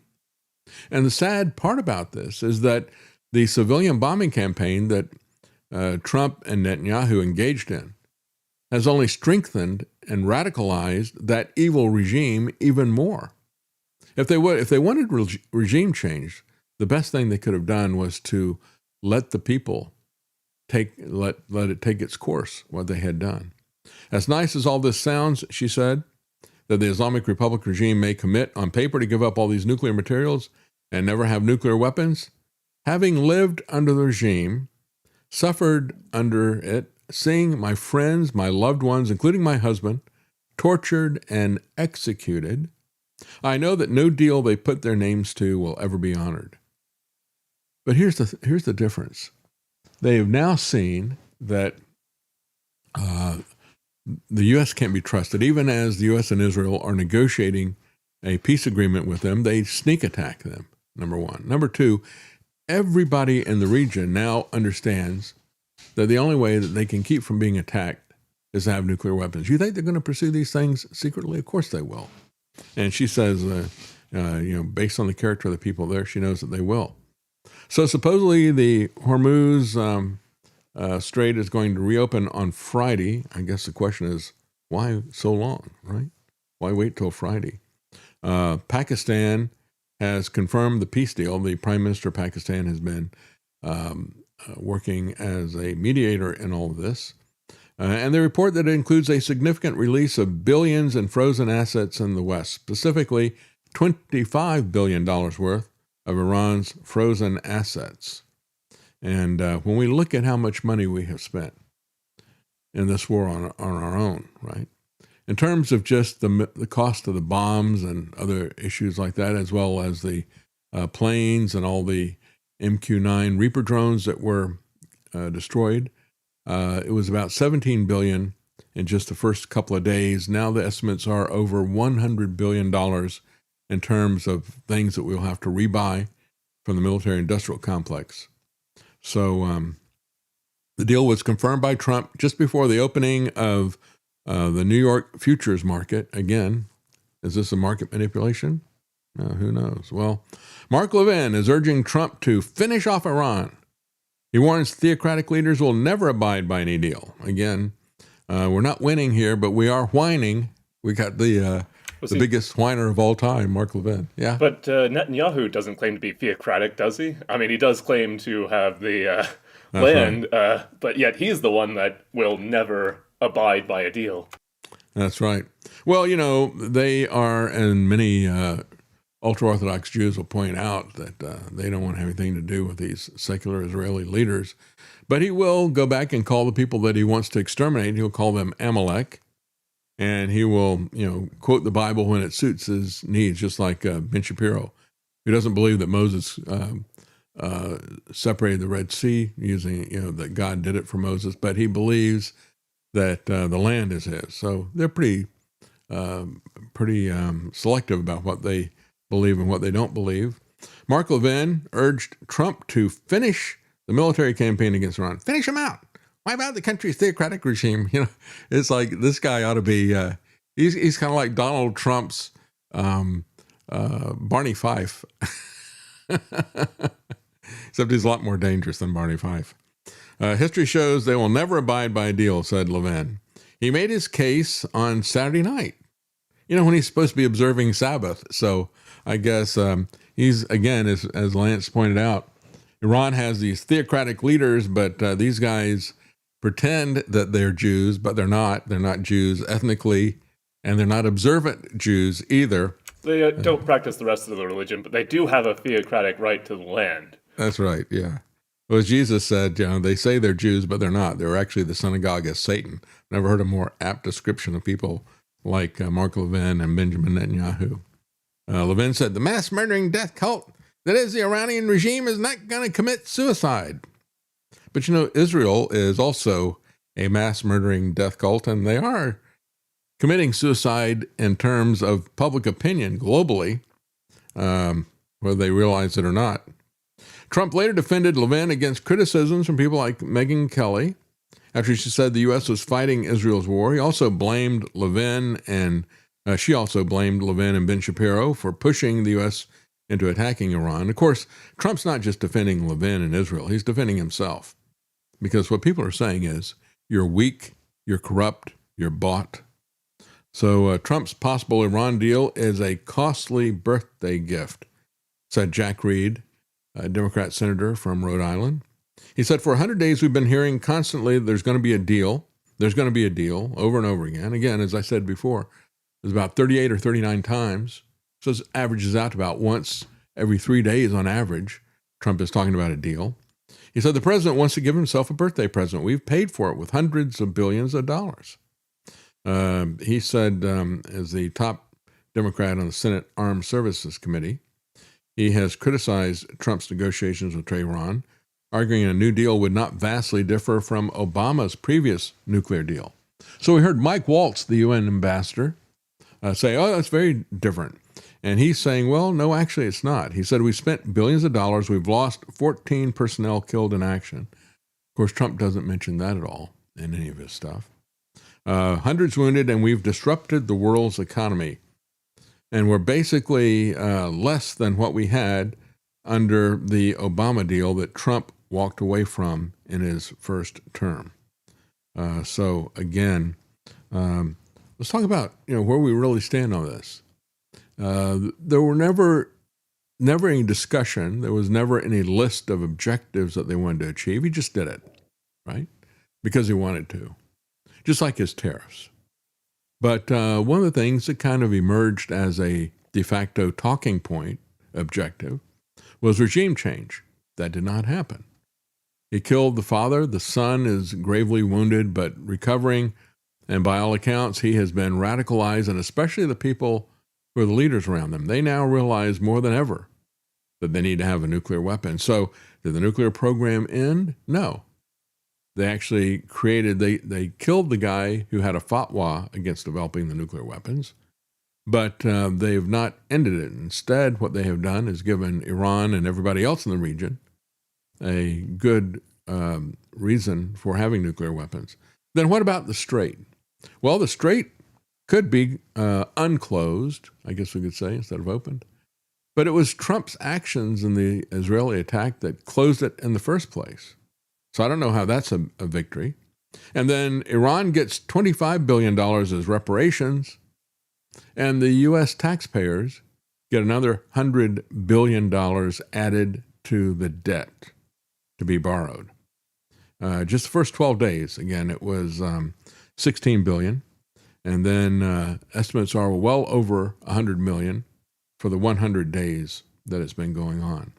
So I don't know how we spend that as a victory, except that Vance says, well, they're not getting any cash. We're not putting anything on a plane and send it to them. No funds are being released. The funds are being released not for simply signing a deal or attending a meeting. They have obligations. They've got to show that they're doing things before we're going to give them $25 billion. Well, you think that's a victory? I don't. Meanwhile, Doug Burgum is blaming the Democrats for the high price of gasoline. Not for the Strait of Hormuz that was closed because of an initiation of aggression. And again, this is why I say it is just lie on top of lie. And it is laughable. It is LOL. Interior Secretary Doug Burgum shifted the blame around rising gas prices amid the Iran war to Democrat state officials. And of course, he's not the first one to do that. I've seen people doing this over and over again in terms of news programs where there's a debate between Republicans and Democrats. It's like, oh, you want to complain about high price of gas? Well, talk about California. They've got the highest price of gas. And it's like, you just made it higher for everybody with what you did with the Strait of Hormuz. The price of gasoline varies across the whole country right now, largely by state policy and state taxes, not by the underlying fundamentals, said Burgum. So he said, California has the highest U.S. gas averages, and that is a self-inflicted wound. If you want to get upset about the price of gas, you should get upset with Gavin Newsom, not with Donald Trump and Benjamin Netanyahu. Well, tell that to people around the world. He says this has nothing to do with the Strait of Hormuz. There's just no limit to what these sycophants around Trump will say in terms of lying to your face. We all know that's not true. In California, for example, gas prices are very expensive.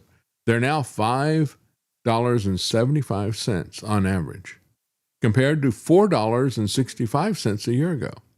They were the highest a year ago. They're the highest now. And that higher cost is due to the state government. However, Newsom didn't change anything from last year when it was $4.65 to this year when it's $5.75. That's due to what Donald Trump did.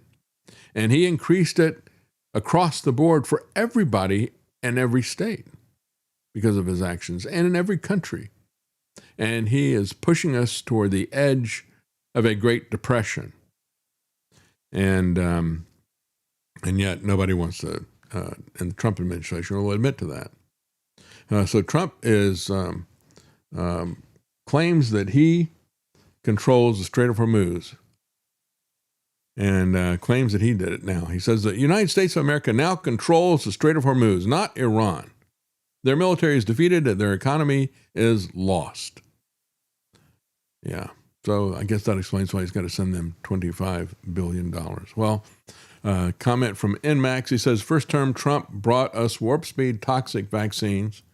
This term, he's bringing warp speed AI fascism. Absolutely right. We're going to talk about that when we come back. Anglo 1999 says, Trump, I'll take $100 from you and give back $1. That's what he calls winning. Absolutely right. It's not what I call winning. We'll be right back.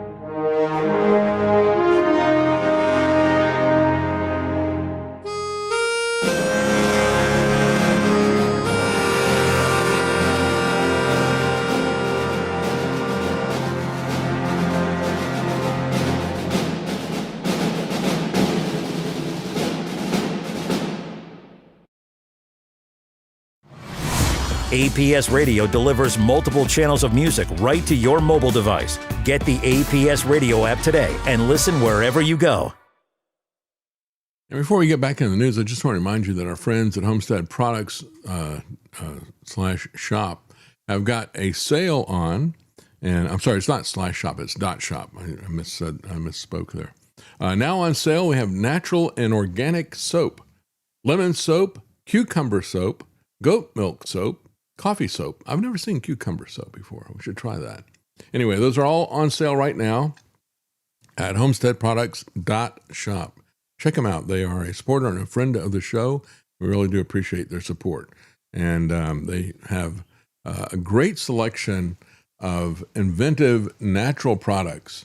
I got to say, they have tumbleweed for those of us who are fortunate enough to live in an area where there's rain, a lot of rain. I don't know if that's the defining factor for tumbleweed or whatever, but it's a great fire starter for your barbecues, especially for the summer. And you'll find things like that there. That's what I said. It's just really innovative and natural. It's a much better fire starter than using a lot of chemicals and things like that to get it started. So check out the supplies there at homestead.shop. Really do appreciate their support. Homesteadproducts.shop. Yeah, I'm sorry. I keep saying it the wrong way. I'm sorry. I'm getting old here. This is something that I've seen over and over again. This is, I think, perhaps the most egregious case of government stealing from its own citizens. This is in Hawaii, and the government in Hawaii, and Honolulu specifically, it's a situation for the local city government. A woman is fighting to keep her home after a $600,000 website mistake. This is a Honolulu woman, 83 years old. She's lived in her home for 56 years. She suffered some serious injuries in a car crash. And after she got out of the hospital, she found waiting for her a city fine of $600,000 that had accrued while she was recovering. They were accruing these charges at $10,000 a day. And what they did was it started out with a charge against her saying that she was renting, short-term renting her home, which she wasn't doing. She is renting a part of her home to make ends meet, but it's not a short-term rental. Instead, what happened was one of these Airbnb or some similar website like that put her on the registry, even though she has never done it. And even though if you go to their website and try to set up a rental on her home, it doesn't allow you to do that. So basically, they listed her as being available. And we've had this situation before. Karen has, in the past, tried to book with an Airbnb that was falsely listed. You know, and you contact the owner, you go, no, I'm not doing that. And so that's what happened to her. The rental website listed her apartment as available through them, although it wasn't actually bookable through them. And she has not ever rented that. She did not know about this, and they started collecting these excessive fines. Again, this is a violation of the Eighth Amendment of the Constitution. This is what happens when you throw the Constitution out. Everything in the Bill of Rights is there for a very, very strong, valuable reason. And that's what this looks like. This is very, very horrific situation. It was done, like I said before, I don't really think it was a mistake. I think it was done by these websites aggressively scraping information off of the web because they want to look like they've got a lot of properties that are available. So the city issued its notice of violation, but she was unable to access it because she was in the hospital. And it ballooned before she got home. She said, it feels to me like they're just trying to take my house. Well, it feels like that because that's what they're trying to do. As I've mentioned before, I've seen the same thing happen in Tampa about 30 years ago. And it was a situation there. They had a mayor, her name was Sandy Friedman, and she was doing this over and over again to elderly people, poor people who had been in their homes for a very long time. And so the area was starting to get kind of run down, and they just wanted to go through and wipe out all these residences and hand it over to her supporters and donors who wanted to build skyscrapers there. She was eventually able to get most of that done. But the way that they would do it, one particularly egregious case that my sister got involved in, because My dad had some mortgages that he held on some of these older properties that were there. They were in areas where he had grown up, and he had passed away, and so my sister was managing it. She went down because she got a call from the people. They didn't know how to handle it. They were paying the mortgage, and they said, we got this notice. They're going to take our home. And so she went down there to fight it. And the lady before my sister that was up there she said, well, I got all these fines put against me because somebody left a railroad tie on the back of my property by the alley. And she said, I called the city of Tampa and asked them to remove it. And they came out and left it there and then started issuing fines to me about it. And so the judge says, well, is that on your property or not? And she said, well, and she started to answer it. And this guy who's with a homeowners association trying to protect the homeowners, not a homeowners association, but a group that's trying to protect the homeowners from these actions, jumped up and said, don't answer that. This is our, if we stopped beating your wife question and everything. So it was a racket. And Sandy Friedman, these people called her Sandlot Friedman because she wanted to just take all these people's homes and set them, knock them down, and then build skyscrapers for her friends. So anyway, officials put a lien on this woman's house, blocked her access. Listen to this. They blocked her access to basic services. Like she cannot renew her driver's license or car registration. I mean, they really got vindictive on all this stuff. It's bad enough that they would charge her $10,000 a day and run the price of this stuff up to $600,000. But now you can't even renew your driver's license or whatever. I mean, it's insane. She says, I was going to live here for the rest of my days, she said. The thought of losing it is just something I can't imagine. Yeah, these officials, these government officials, can truly be heartless. Her legal advisors are aware, of course, of the Eighth Amendment. That's their first line of attack, how unreasonable this is. They said governments can't simply impose fines that are so ruinous that they would financially devastate someone over a simple error. And that is what this is, a simple error that was done by a third party, not even by this woman. So Honolulu has issued more than $90 million in fines for related advertising violations. So if you advertise your home as available for short-term lease, they come after you, even if you weren't the one who did it, even if it was a third party. Again, you want to talk about weaponization of the government?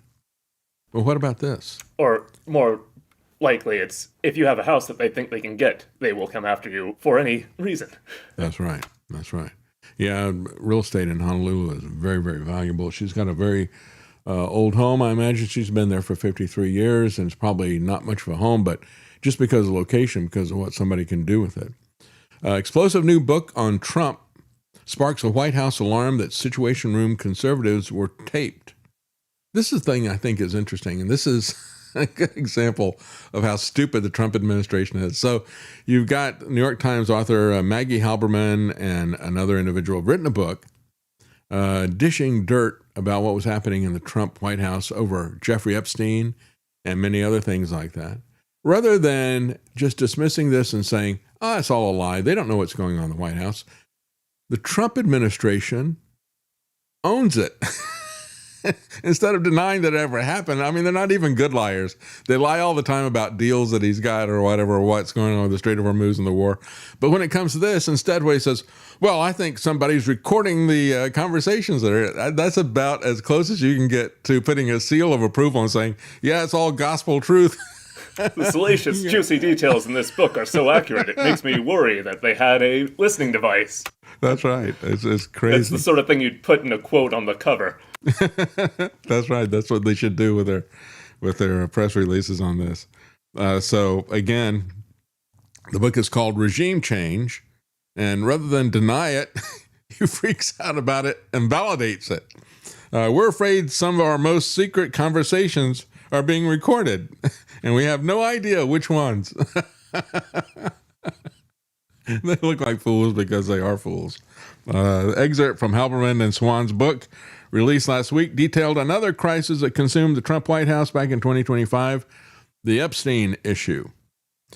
So they reported a critical White House Situation Room meeting in July of 2025, chaired by J.D. Vance, where top officials plotted a response to the growing furor around the Justice Department's decision to halt releases from the Epstein case files. And of course, if you look at that excerpt from it, everybody was dumping it on Pam Bondi.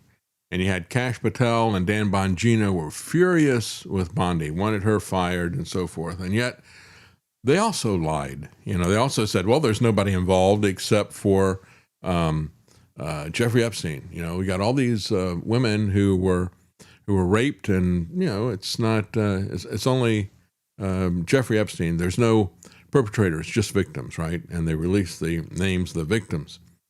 So all this is happening again as a backdrop. As I pointed out earlier, the Trump administration, War Pete, and U.S. Southern Command are boasting about their war crimes. And they are war crimes, folks. Capital punishment without due process.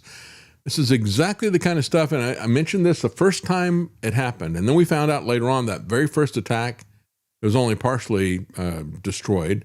They had survivors in the water, so they went back and executed the survivors in the water. But I said when it happened, I said, this is exactly what Duterte did when he was president of the Philippines. He started doing extrajudicial killing of people by the police simply because, well, I think that guy's part of a drug gang, so let's just kill them all, right? And they did that. And now Duterte and several others are facing prosecution in the International Criminal Court, which Trump and Pete Hegseth should be punished there. But of course they won't.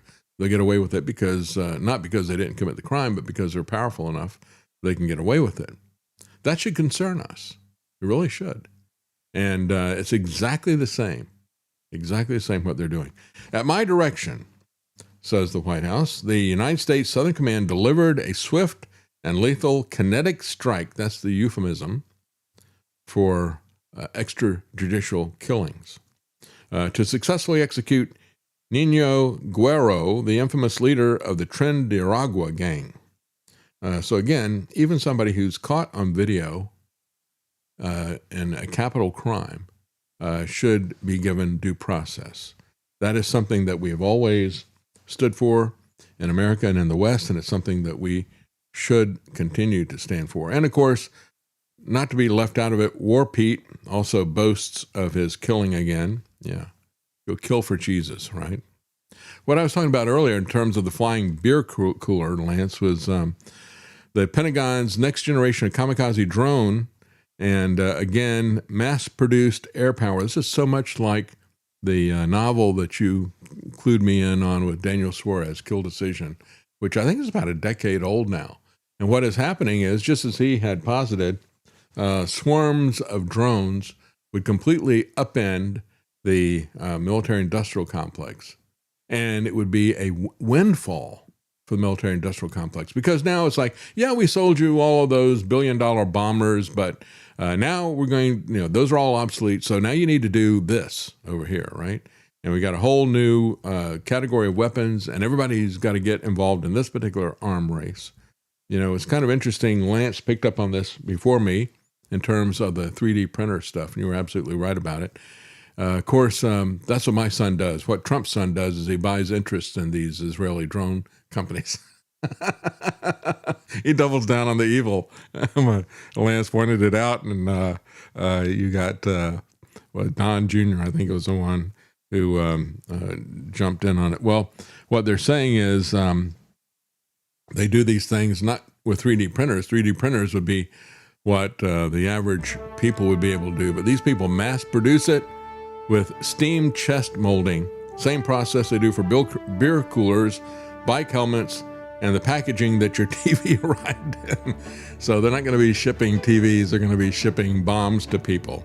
And that is what the future holds. This is the dystopian society that is upon us while we are distracted with the price of bread and the circuses on the White House lawn. Thank you for joining us. Have a good day. We have some comments if you wanted to get. Oh, yeah. Before we go, let me respond to those. IRS Machine Gun, thank you very much. I appreciate that. And he liked the show. He said, Fidgety Guy, thank you. He says, one day when my Kabbalah teacher and he's got the name there, Aitan Yardeni, asked how I was doing. I told him I needed a break. I was thoroughly exhausted, overwhelmed, and overworked. Donald Trump said that on the way to the top. P88. I imagine that's page 88 of his book, The Way to the Top. He's talking about how overworked he was by his Kabbalah teacher. Threw me off because of capital P. How about that? He's got a Kabbalah teacher. No doubt about it. Well, and we didn't have time to talk about this, but Javier Malay has converted to the Chabad Lubavitch cult. And he's out there talking about giving legal protection to companies that are started and run by AI. I mean, that's what these people are into. It sure is pure evil. Well, we didn't even get to talk to, I wonder who Steven Spielberg's Kabbalah teacher is. But he did his witchcraft movie over the weekend. And of course, when you look at the logo of that thing, it truly is amazing. But, wrong one, sorry. Here it is. This is the logo. Nothing occult about that, is there? Yeah. An eyeball? Are we supposed to believe that these aliens from another galaxy evolved and have eyes that look just like our eyes, right? Yeah, that's right. It is occultic. It is screaming the occult, isn't it? Well, that's all for today, and we thank you for joining us. Have a good day.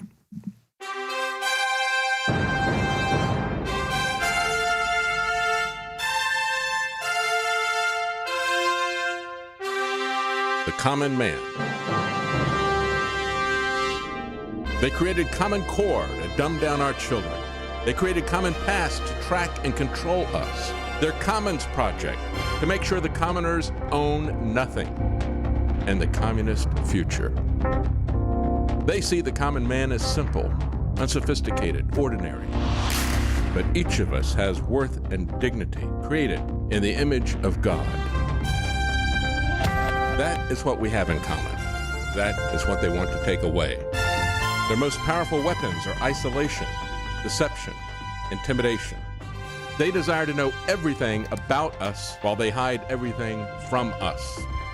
It's time to turn that around and expose what they want to hide. Please share the information and links you'll find at thedavidknightshow.com. Thank you for listening. Thank you for sharing.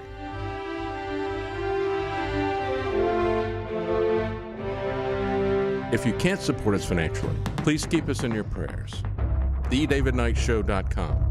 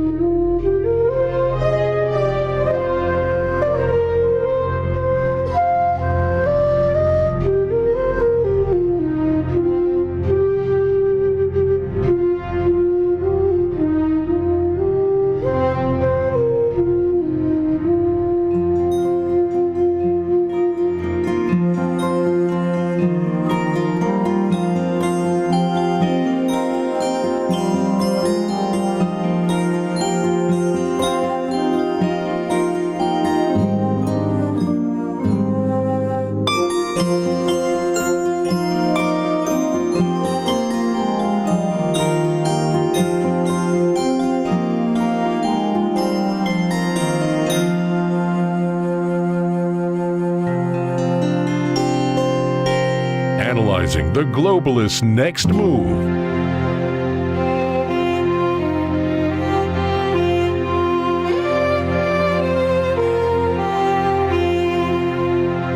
And now, The David Knight Show.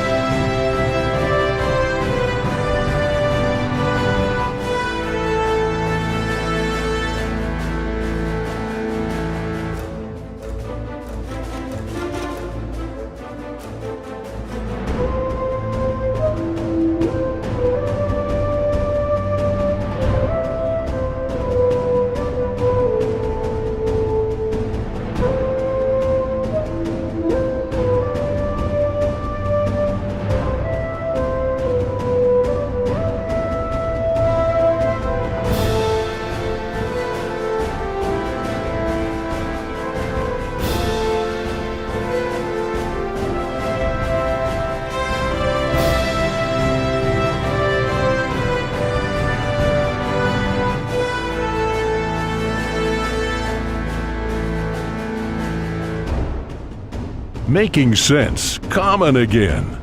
You're listening to The David Knight Show.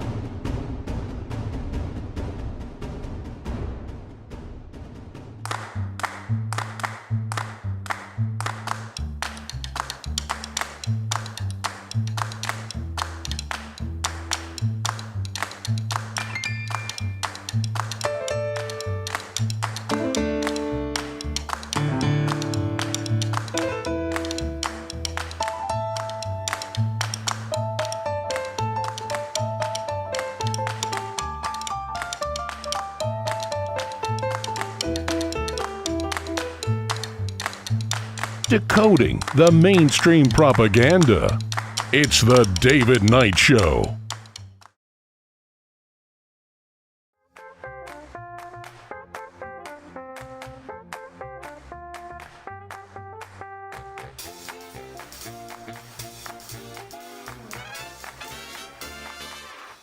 Using free speech to free minds. It's The David Knight Show.